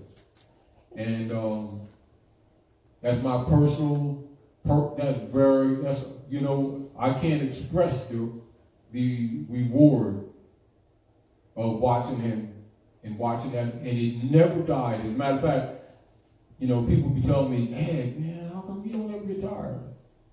I ain't gonna never get tired. But look at that brother right there. If I go anywhere on this planet or another planet with someone representing the honor of the Moorish Divine and National Movement, if I chose anybody on this planet, it would be that brother right there. Because he is just as sincere can be. He's so sincere that it burns people, which makes it even better. Because that means he got the light of the sun in him. Thank you again, brother.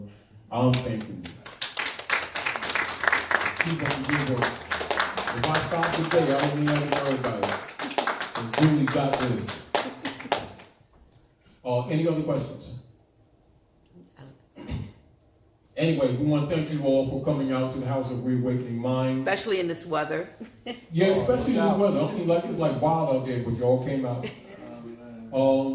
And to our little mothers here, and remember, no matter how young you are, you still are mother. Because that's the real culture. Yep. And the real deal is that if the women don't have it, we can't fix this thing. Nope. And that's not just a lightweight idea. But I particularly want you all to understand that from nativity, to be born, comes nationality. And any man, woman, or child who refuse to confess their own have no right to any inheritances. And this is what has happened to us. And so the divine rule is honor your mothers and your fathers, that your days may be longer upon the earthland, which the Lord thy God has given thee. And this is all about your lost estate. And the prophet Nobudrawi came to restore to you your lost estate and tell you the truth about your names, your nationality, and the truth of your religion. And I trust that we've done some things to help, and I hope you have a comprehension of what we presented to you, and that we've given you some tools that you can expand on your own, not following anyone, being yourself, and getting together with other people with free and allodial thinking minds and build and make up for a lot of things that have been lost to you for the generations before you who have sold out. Don't sell yourselves out. Understand? Do not sell yourselves out, for you are the heirs to the world's largest estate. Islam. One other thing, this was in the announcement that went out, the text message. Some of you are on the text message list, but just for those listening who might come to visit and those who are here, we effective immediately, Grand Sheik will be stealing paperwork on the first and third Fridays from 5:30 p.m. to 6 p.m. before class. He's not going to be doing after class. When class ends, he's going to get the chance to leave and not stay here till midnight, so I can leave too. Islam. All right. Peace, y'all. And again, give Bundes a hand for hooking us up.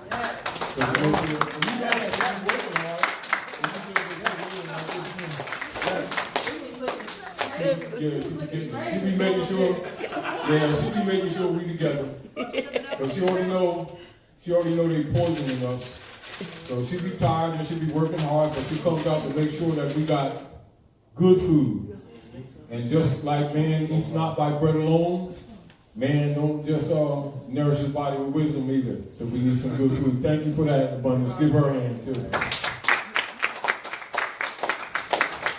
All right, now, Dr. Nailah. Yes. And the thing that I want to make them aware of, you know, when I do lesson book 14A1, which is the other half that I've held out for all these years, I held it out because I already knew this time would come, and also to counter some of the operatives on our side of the nation. So I'll make sure that y'all have this, because the complete other part will be issued from the House of Reawakening Minds. All right, so be looking for that. We'll have that in hard copy. As well as flash drive. Now, anyone who wants the flash drives, see Dr. Nailah. If you're here, go ahead. Get on the mic. You will be taking some. Yeah, I'm going to take some to Kentucky, Lower Egypt with me. Okay. Yes. Also, I want Brother Abdullah. Man, God sends greetings to all the Moors down here and to yourself. And I did an Edamon degree in a private gate school in Queens the other day with children, and we took the American Heritage Dictionary on English language up there, and the Webster's Dictionary in 1838, you know, the early dictionary, to show them, you know, the truth of American, etc. We were received well, and I'm sure that many of the teachers and the principal, they were re-inspired, and the children did a lot of good work up there. And I trust in the future I'll be back up there again, making sure they advance in their knowledge. But again, I wanted to thank little sisters for coming out with Mom. Go ahead, give them a hand, y'all.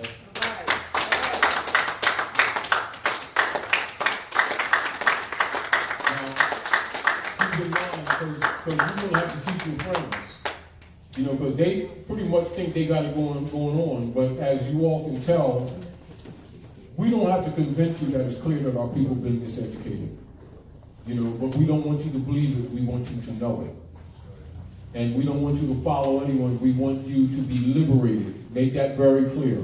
All right. All right. So we're going to try to make sure that you have the tools that you need to advance, and that you don't grow up into the world and produce children and have them belong to the corporate state not knowing it. Are we clear? Clear. All right. And I think we got a clearer understanding of public and private. Mm-hmm. And when you really comprehend this, then you can see a lot of people are taking advantage of people who really don't know all of the history. And they think that you can buy with some package sovereignty. It can't be bought. It's unalienable, which means it cannot be sold or transferred to another. Therefore, how do you apply for something that is a divine right? You must claim it. You must be it.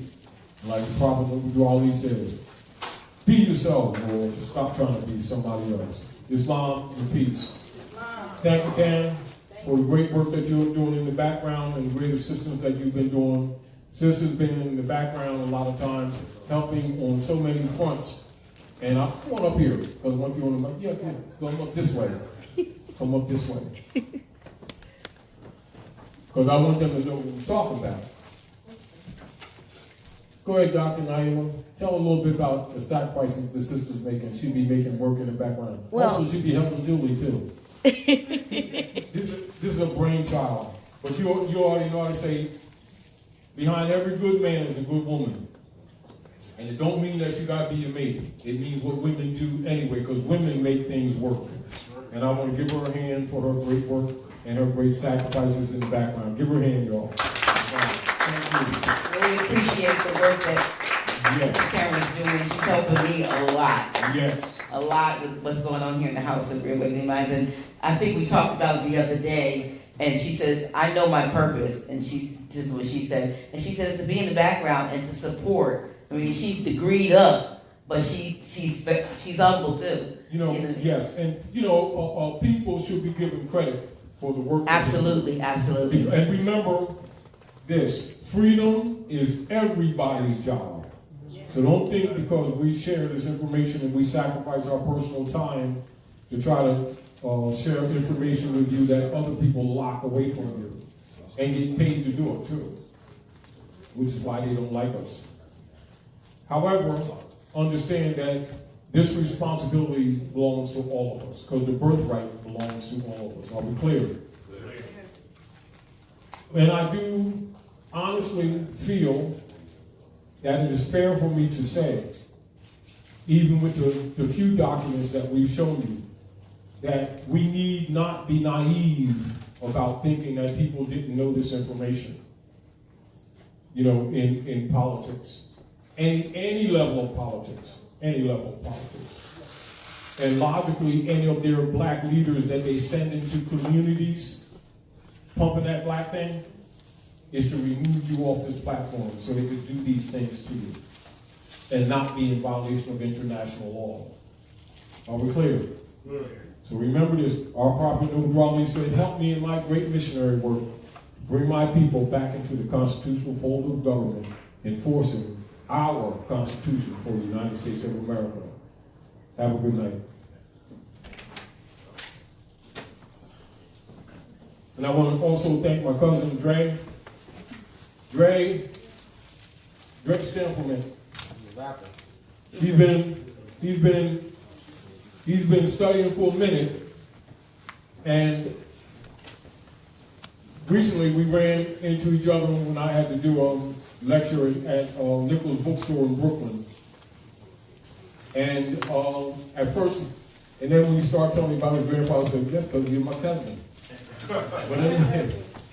When every brother comes, he always try to make sure that we're all right. But I want to say this. It is people, like with the spirit that he has in, the enthusiasm for truth and honor. When you see that coming, you already know that those are the people that the great spirits send to really do the battle in honor. And the interesting thing is, I'm not saying because he's my cousin, I'm just saying because I see that spirit in him, you know. And if you can get people to come into the movement and really comprehend that this belongs to them, this is not ours, it belongs to them. That's the concept that we want all of you to have, so that you can take up the mantle of truth for yourself, for the generations that come before you, and for the generations that come after you. That the children don't have the struggle that we have. What good is it to be in the struggle if you have no marks of achievement in that struggle that you can measure? And again, I want to say one more thing when Abdullah presented to you the metrology principles of the layout of the planet and your major temples around the world. This is why all of your mounds around the world are laid out at nova points. And all of your major nova points on the earth, the European usually tears down buildings and put either military bases there or golf courses to keep you away from them. Are we clear? So understand, when they talk about those tools that are used to measure the earth measure, and the spiritual geometry, etc., those are sometimes referred to as Jesus' carpenter's tools. And when they say Jesus was a carpenter, and he wrought with Joseph and others, they're actually talking allegorical about the tools of the universe. Are we clear? Again, good night. Have a good one. Peace.